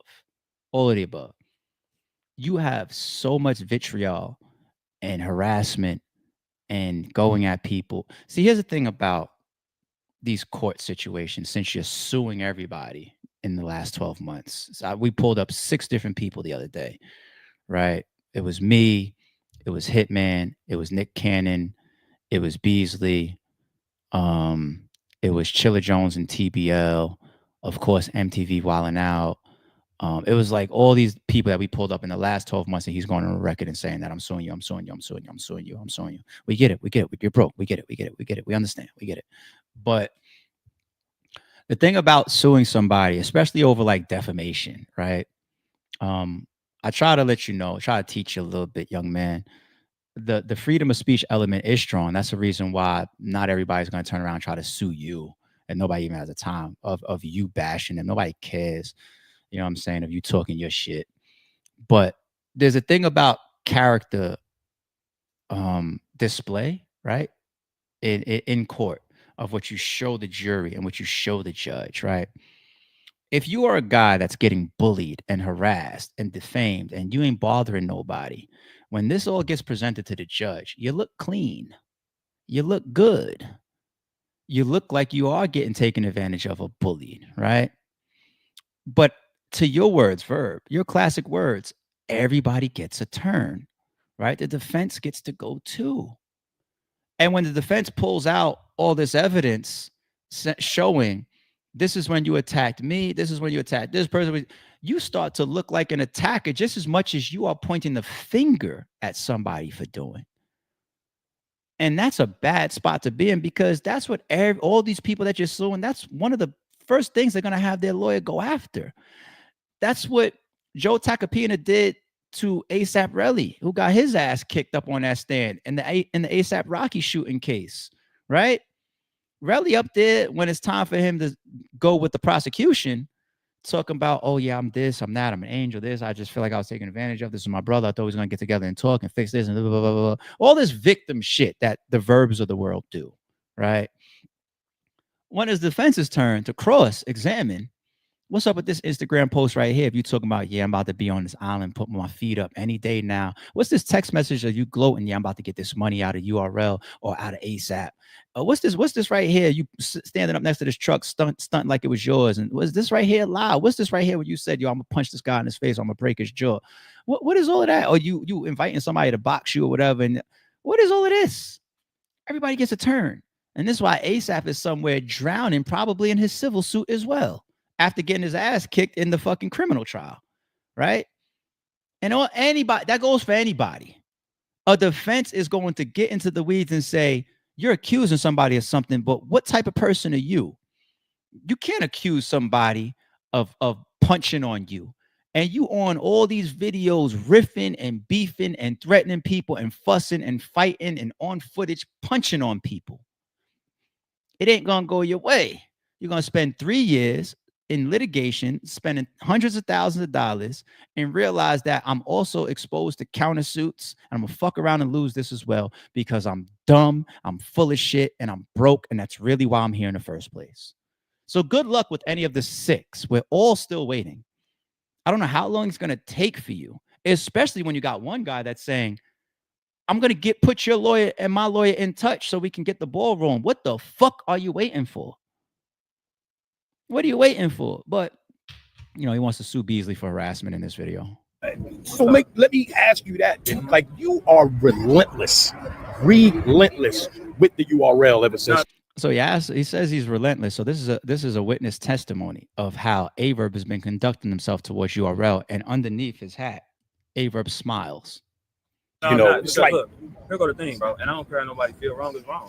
If I ain't doing shit to you, you're not gonna play with me, bro. I'm not the nigga that did nothing to you. I'm not. There is no harm, no foul on my side. No, you're not gonna play with me like that. No harm, no foul. That would make it even worse, because if it was indeed true that Aye Verb's year-plus long campaign of bashing URL was due to what he alleges Beasley told Swamp that I was the reason the battle didn't happen, to paraphrase in so many words, right? I don't know if you're in possession of proof of that. I don't know if you have like one of Beasley's text messages or something like that. That would be one thing that you'd have to have. But if you don't have that and you're still alleging that, right? I don't know if that's apples to apples, buddy. Beasley or Swamp's conversations, I'm pretty sure they would both contradict you. So it's already 2 versus 1. They will both contradict you in that scenario. Nobody's going to stand up for you in that situation. Okay. So you're fighting something like that. And then you're going to have the story of, like, let's say a URL saying, this is just typical business communication of us trying to line up a battle that either works or it doesn't work. But this guy, because he didn't get that check from URL at the time, he went on this year-plus long campaign, killing us, dragging us, shitting on our events, doing this, doing that, boom, boom, boom, boom, boom. But then this is the guy that turns around, despite his minuscule ass motive, turned around and said, he's suing us. Bitch made qualities. No, there is nothing wrong. The reason we're here right now is because they dropped their ball. That's it. But then this is my thing. Just don't lie on the artist. Because we're here now, and I'm doing all this because they dropped the ball. They didn't book you. Verb, we know they didn't pay you for Swamp. Jesus Christ, get over it. You got A-Ward instead, right? This big 30 ball you brag about, right? Get over it. They didn't book you. You're looking desperate as shit, B. The whole time I've been here, I took every fight that was brought to me. I ain't complaining. I got Now you. he's pleading his past. I was always there. I always took every fight that y'all handed to me. I never played. I was always on time for you guys. I was always there when you called, and I'm always on time. Screaming and crying and bitching and complaining after all the business you and URL is already done. You get all the way to here. You start crying on camera over Swamp. How bad did you need that check, buddy? Are you holding on to anything that you earned from the past? Do you have anything to show from the past? Or you just a check to check, battle to battle type of person, and this Swamp shit hurts so bad that you went all out personal.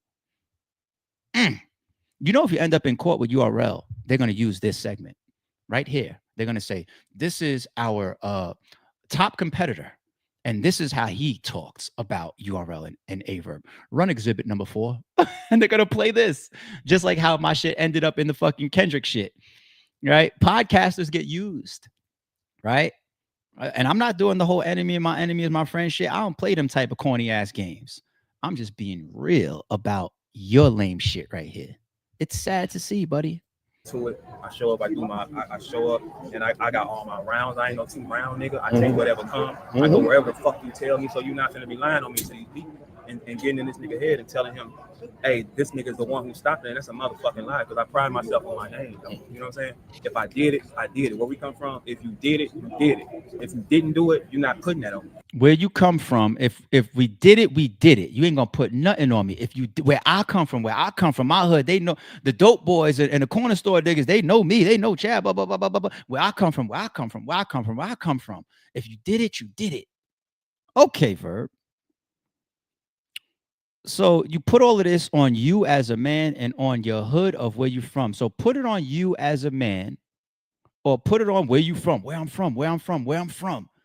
If you did it, you did it. So are you man enough to claim that you called me and you offered me Drake as a bullshit cop-out for not battling Loaded Lux while you were in the midst of taking Iron Solomon, so you could take the Loaded Lux battle? Is that true? If you did it, you did it. That's a trick question, because I have the audio and we already have videos and tweets of you tweeting stuff like, I gotta have my head clear for Loaded Lux. Loaded Lux we have the tweets, we have the audio, we have the interviews, we have the live downloaded of you sitting there in that restaurant or whatever with the shorter dreads, sipping a fucking whatever, looking sassy as shit, talk about, oh no, I gotta take Lux. There's public videos, public tweets, private audio. So did you do it? Drake, did you do it? Okay. How about another one?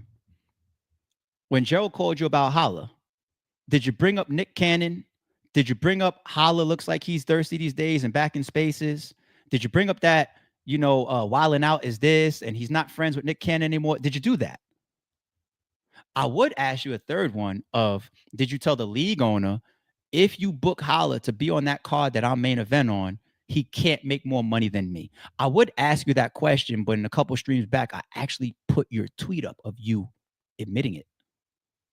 So what's the point of even asking the question? But don't be asking URL and Swamp to stand on shit that you never stand on your damn self. You don't be claiming all your fucking bullshit ass lies. Okay?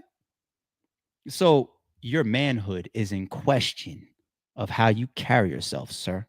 I'm about to get to the point where I'm about to start saying, like, even if you book this nigga for an interview, I don't know if anybody's. I don't want to try. Once again, I'm not the type of guy try to take money off somebody, play it, nothing like. Fred, I don't know, man. You might be looking crazy for working with. I ain't gonna go there.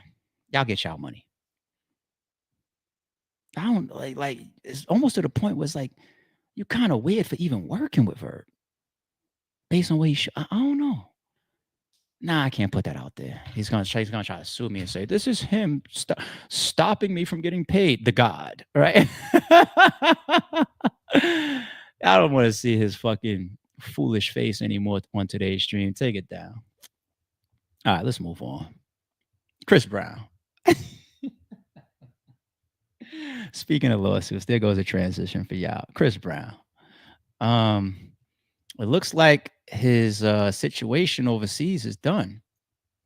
Chris Brown lawsuit over nightclub brawl dismissed by alleged victim.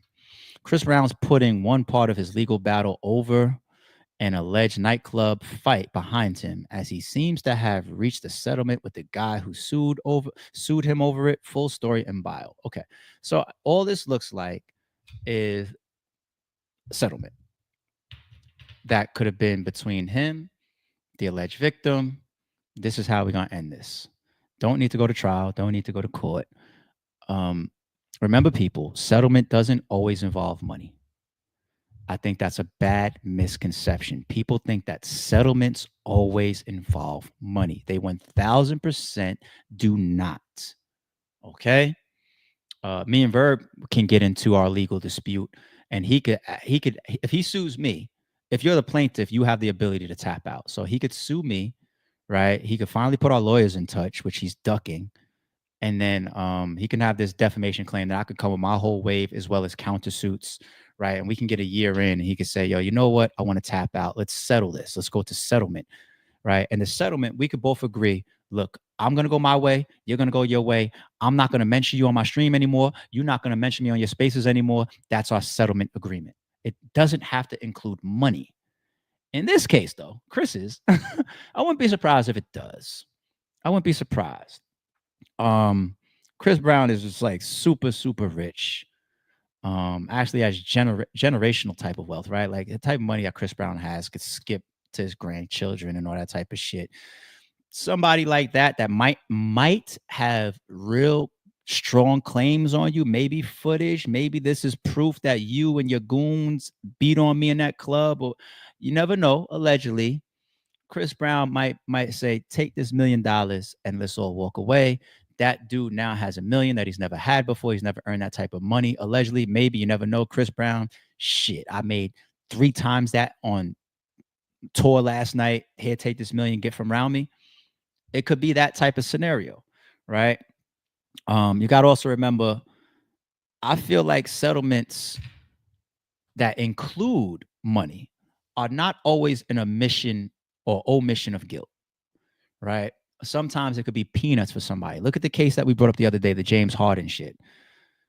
You have an alleged victim claiming that James Harden is liable because his actions were vicariously through his nephew, that is allegedly the one that R'd this woman. So not even James Harden, but vicariously done through his nephew, right?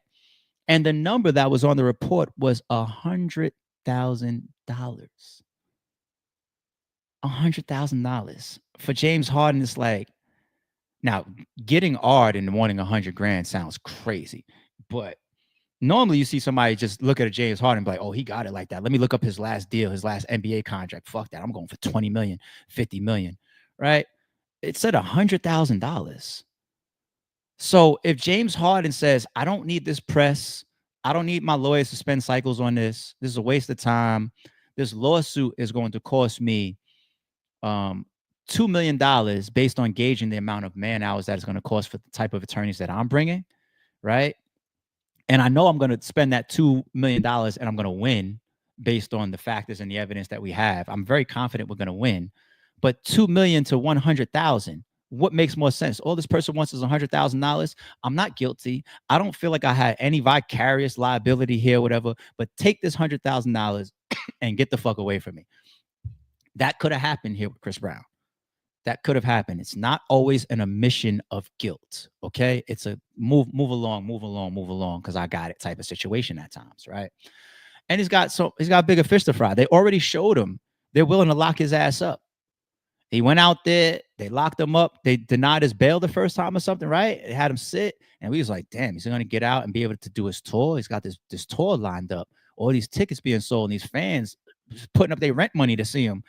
It's a big deal. Him sitting down right now. They got out, got his ass on tour. Don't need to deal with this. God needs $1 million or whatever, especially if maybe there is some guilt there. Pay the man, move on, have a good day. Possible, alleged, right? But good for Chris Brown that it's at least over. Chris, man, I know it's part of your image. I know it's part of his whole reputation. You know, the bad boy, you know, the problem child. Ah, man, we want to see Chris Brown stay out of shit, man. He's been through so much. Doesn't he still have an open lawsuit though? of somebody that the people that put that documentary out on him, he might have an open civil lawsuit against somebody. I might have to check on that, see how that's doing. But yeah, Chris, Chris hopefully is going to stay out of trouble. But it is what it is. All right. Real quick. Two last ones before we get up out of here. I thought this was interesting to see from YSL Woody, but not shocking. Interesting, but not shocking.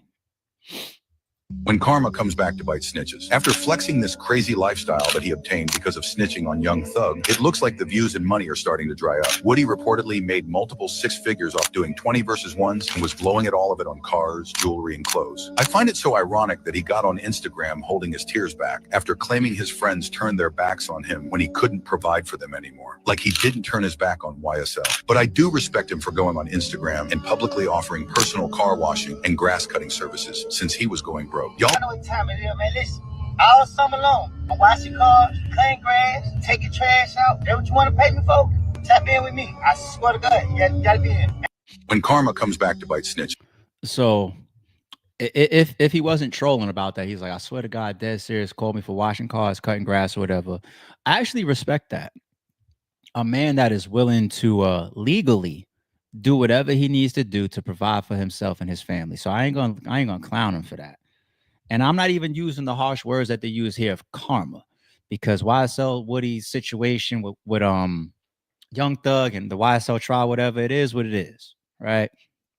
I think the bigger thing to pay attention to here is you have to look into the future. He definitely fully capitalized on his name being hot. When he was up there on the stand and we was all watching a video of him testifying and all this type of stuff during the YSL case, you know, all these different updates. There was best of YSL Woody lawyer responses and all this. He was hot, right? So you started seeing him pop up on shows and him and Charleston White and doing this and bookings and hostings and all this type of shit features. People saw that his name was all over the place and they was reaching out to him and cutting him a bag too. Content. But I think everybody said that and everybody saw that coming. What is Woody going to do when the trial is over? Especially if Young Thug is set free, right? So I don't know what his hustle is outside of his 15 minutes of fame during the trial, right? But if he don't have a hustle, i.e. cutting grass or washing cars or a little job on the side or something like that, then those bulks of money that you ran across for that period, you know, oh, here's me flashing 10 grand that I just got paid for this interview, right? The thing about being rich, right? Because somebody might look rich in a picture because they happen to be holding $20,000 at one time. And there's not a lot of people in the world that have $20,000 to their name. I could look up the stat and pull how many Americans have $20,000 in their savings account. It's a very small minority, right? So when people see $20,000 in a picture, their mind goes to rich. But by definition, that's not rich. That's not rich. One thing about rich is also maintenance. Okay. Passing money through your hands for a month, even if it's $1 million, doesn't make you rich. Okay. It's a cycle. I got $1 million going out. I got $1 million coming in. I got 800 going out. I got 900 coming in. I got this month 800 going out, but this I'll take a loss, 700 coming in. That's where you calculate your lifestyle based on your expenses every month or every year. Once you get into a certain pattern of normalcy, you pretty much know how to do it. I could take one trip a year. I could buy one new car every 5 years. I can buy one new pair of sneakers once a month. This is my supermarket budget. I tend to spend $100 a week on food and groceries. You get into your pattern, right? But this man possibly got into a pattern of those bulks of money. This is life lesson shit. This is 101 shit for all of us of making sure that we maintain. Okay, so if you're going to live a rich lifestyle, if you're going to live a spending lifestyle, it has to be coming back in and you have to be able to look into the future. If you look into what's going on right now, and I'm YSL Woody, I say, he's cutting me a check because I either am still on trial or was just on trial and everybody's talking about me in the algorithm. They're not going to have anything to talk about as far as me on social media 6 months from now. So is somebody still going to be calling me to host? No. That's how people are. People don't have no loyalty to you.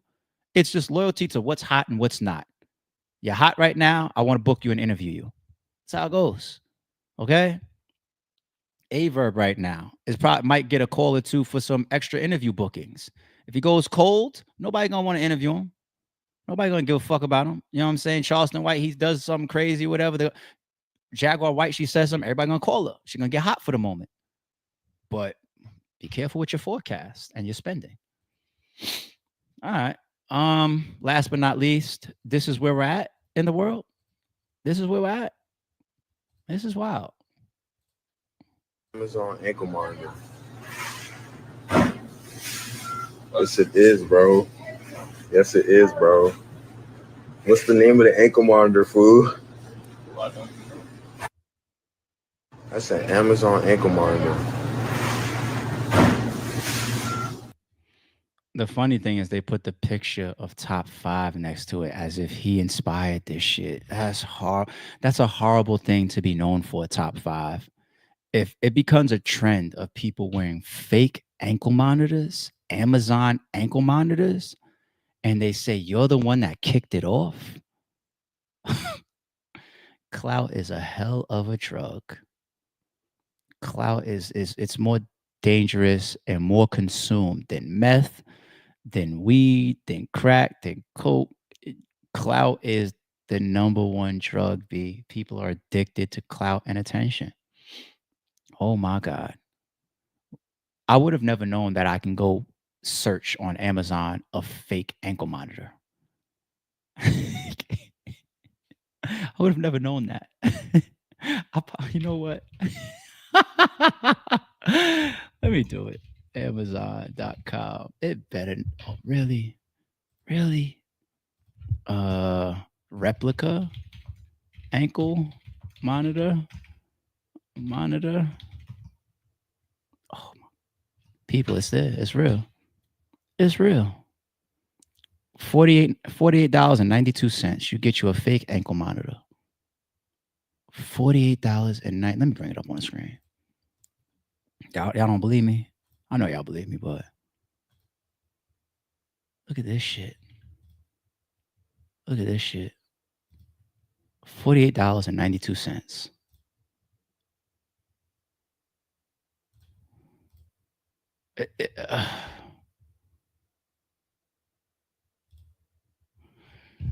All right. Well, that concludes today's stream.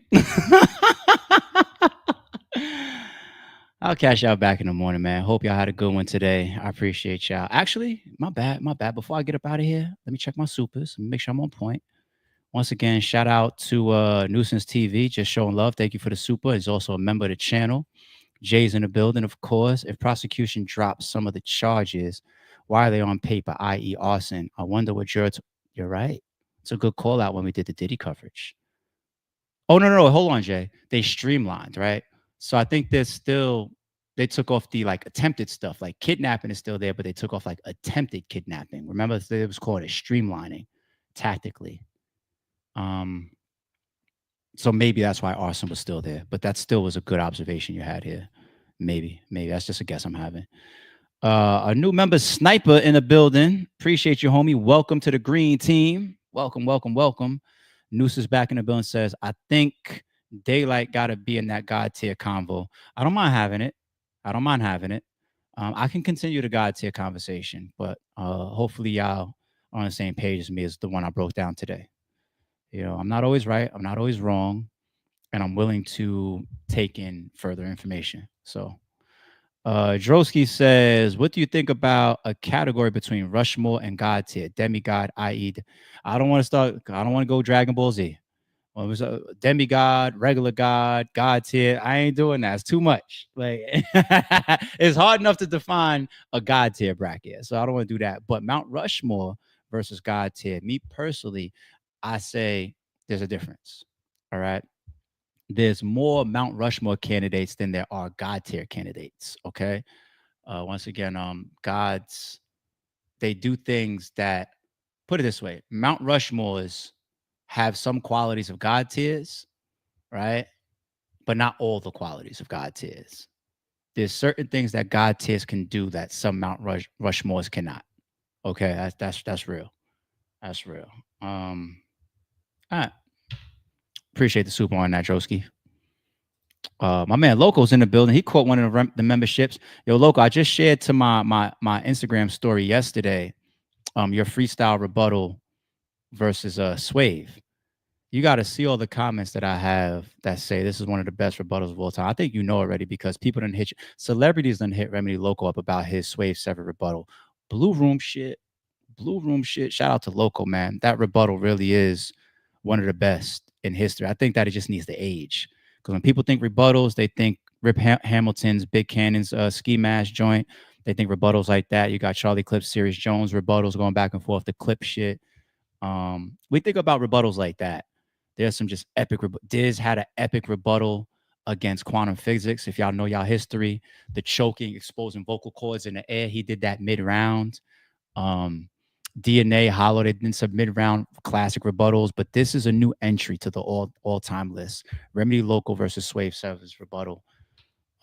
It's just nasty. It's nasty how you built that. I don't know how the fuck you did that, G.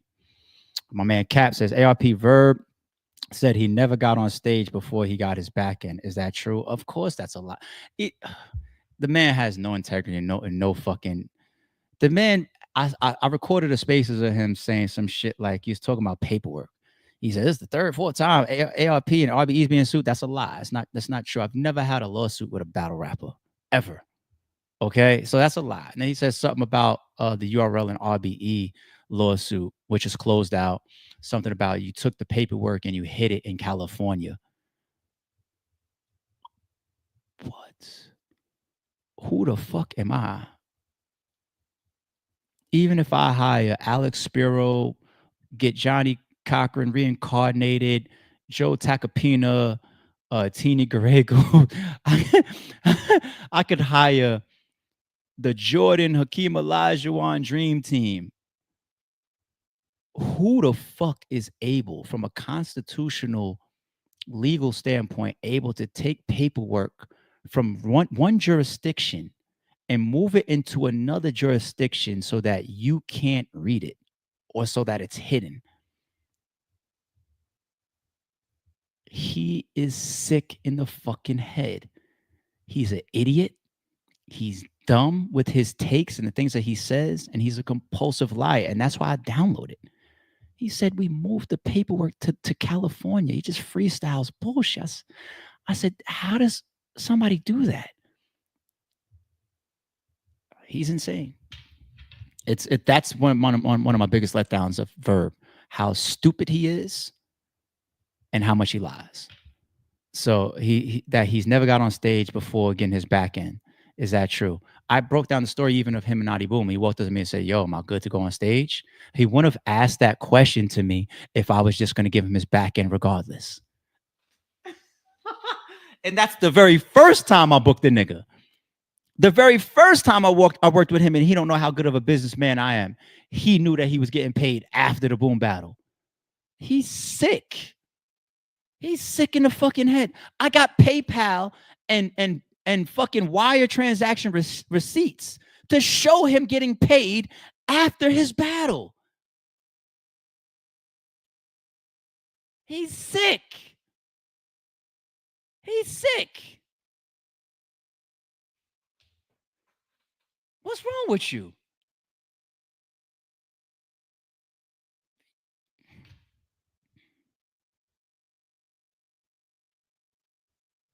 A man that lies about such frivolous and stupid shit just for the sake of Twitter Spaces.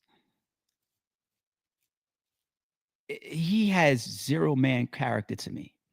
If he's willing to lie about stupid shit like this, like, it's not. I was supposed to get up out of here, but this triggered me. It's not even a bad thing to get paid your back end after a battle. I don't have a single God tier that I booked that I paid before their battle. I've worked with Murder Mook versus Aye Verb. I've worked with Murder Mook versus Street Hymns. I worked with Murder Mook versus Big K. I've worked with Hitman versus Bill Collector, Hitman versus Calico, Hitman versus Cassidy, Hitman versus Ill Will. You know what I'm saying? I worked with Cassidy versus Hitman. God tiers. None of them niggas got their back end before the mission was complete. The battle was over. None of them. But I did for Verb. A nigga that gets $2,000 for Bonnie and shit. What the fuck is wrong with him? It's not a bad thing to get your second half after the mission's complete. Some of the biggest artists in the world, they come perform, they show up, they get their bag after, they go into the back room, they count it on the money counter, they show you the little babies of the world. Do a walkthrough, he shows up, cool. The promoter gives him his second half. There's nothing wrong with getting your back in after. So if he's willing to lie about stupid shit like this, what the fuck is wrong with him? Cap, DM me that when he said this. I want to download this too. What is wrong with him? Local, I appreciate you gifting on the channel too. So not only is the homie a member, but he's giving out members, man. You better start. Don't be showing your hand, man. Showing how much money you got around here. The Aye Verbs of the world fuck around and try to sue you. You give out too many gifts over here, an Aye Verb nigga will sue you. Shout out to the chat and supers, man. The fuck? That nigga is sick. He's sick. He's sick. That's insane. What's wrong with you, man? He's beyond fixing, man. You just can't fix a compulsive lie like that. I've met people like that before. I met people like I have a person like that that's in my family as well, that I'm blood related to. Compulsive lies. I've met these people before, you know. The fun ones to deal with are the ones that like you're not into it with. Like, let's say you just got a compulsive lying ass uncle. Yeah, you know, back in the day, you know what I'm saying? I was a millionaire and I used to, yeah, Uncle Jim, like, whatever. That's fun. It's annoying when they're lying in your direction. You know what I'm saying? Like if Aye Verb has the nerve to say some shit like he owes me money, right? Because Holla posted 456 on Instagram. Shit triggered you, huh? Broke ass, jealous ass nigga triggered you when he posted that. It bleeds into us proving and exposing how much you are jealous of this man and hated on this man. You saw him put up that post, you got triggered. ARP, Super Bowl trips and shopping sprees. Triggered. You know, the URL didn't book me versus Swami. Like, triggered. You look around, you see any money moving. That's when you on record saying, "Oh no, you're not fitting to let me see Norbs sue URL and allegedly get some money, and I'm not going to get some." That's his words. We have it downloaded. That's his words. He's triggered when he sees other people get money. Norb's alleged lawsuit, he this out of his own mouth. He said it. Dude, you might as well diss me for life. I'll never shake your hand. I never fuck with you. I never cut your check. I never do business with you. You's a bottom dwelling piece of shit lying ass nigga. You's a compulsive lying ass. I look at you different as a man. I look at you differently as a man. Fuck a business when we do business together. I look at you different as a man. I have a block. When I get to this point of looking at somebody with this level of disgust, I can't even get $1 with you. So you want to diss me? You might don't keep the gloves on talking about like, you never know, me and ARP one day maybe he'll try to book me and Holla or something. I'll never do nothing with you. You's a weirdo. So you might as well take your gloves all the way off, and I could do the same. You's fucking super weird, and I have no respect for him as a man. None. As a man. None. Go tell him. I have no respect for the nigga as a man. You too weird. You too much of a lie. You too full of shit.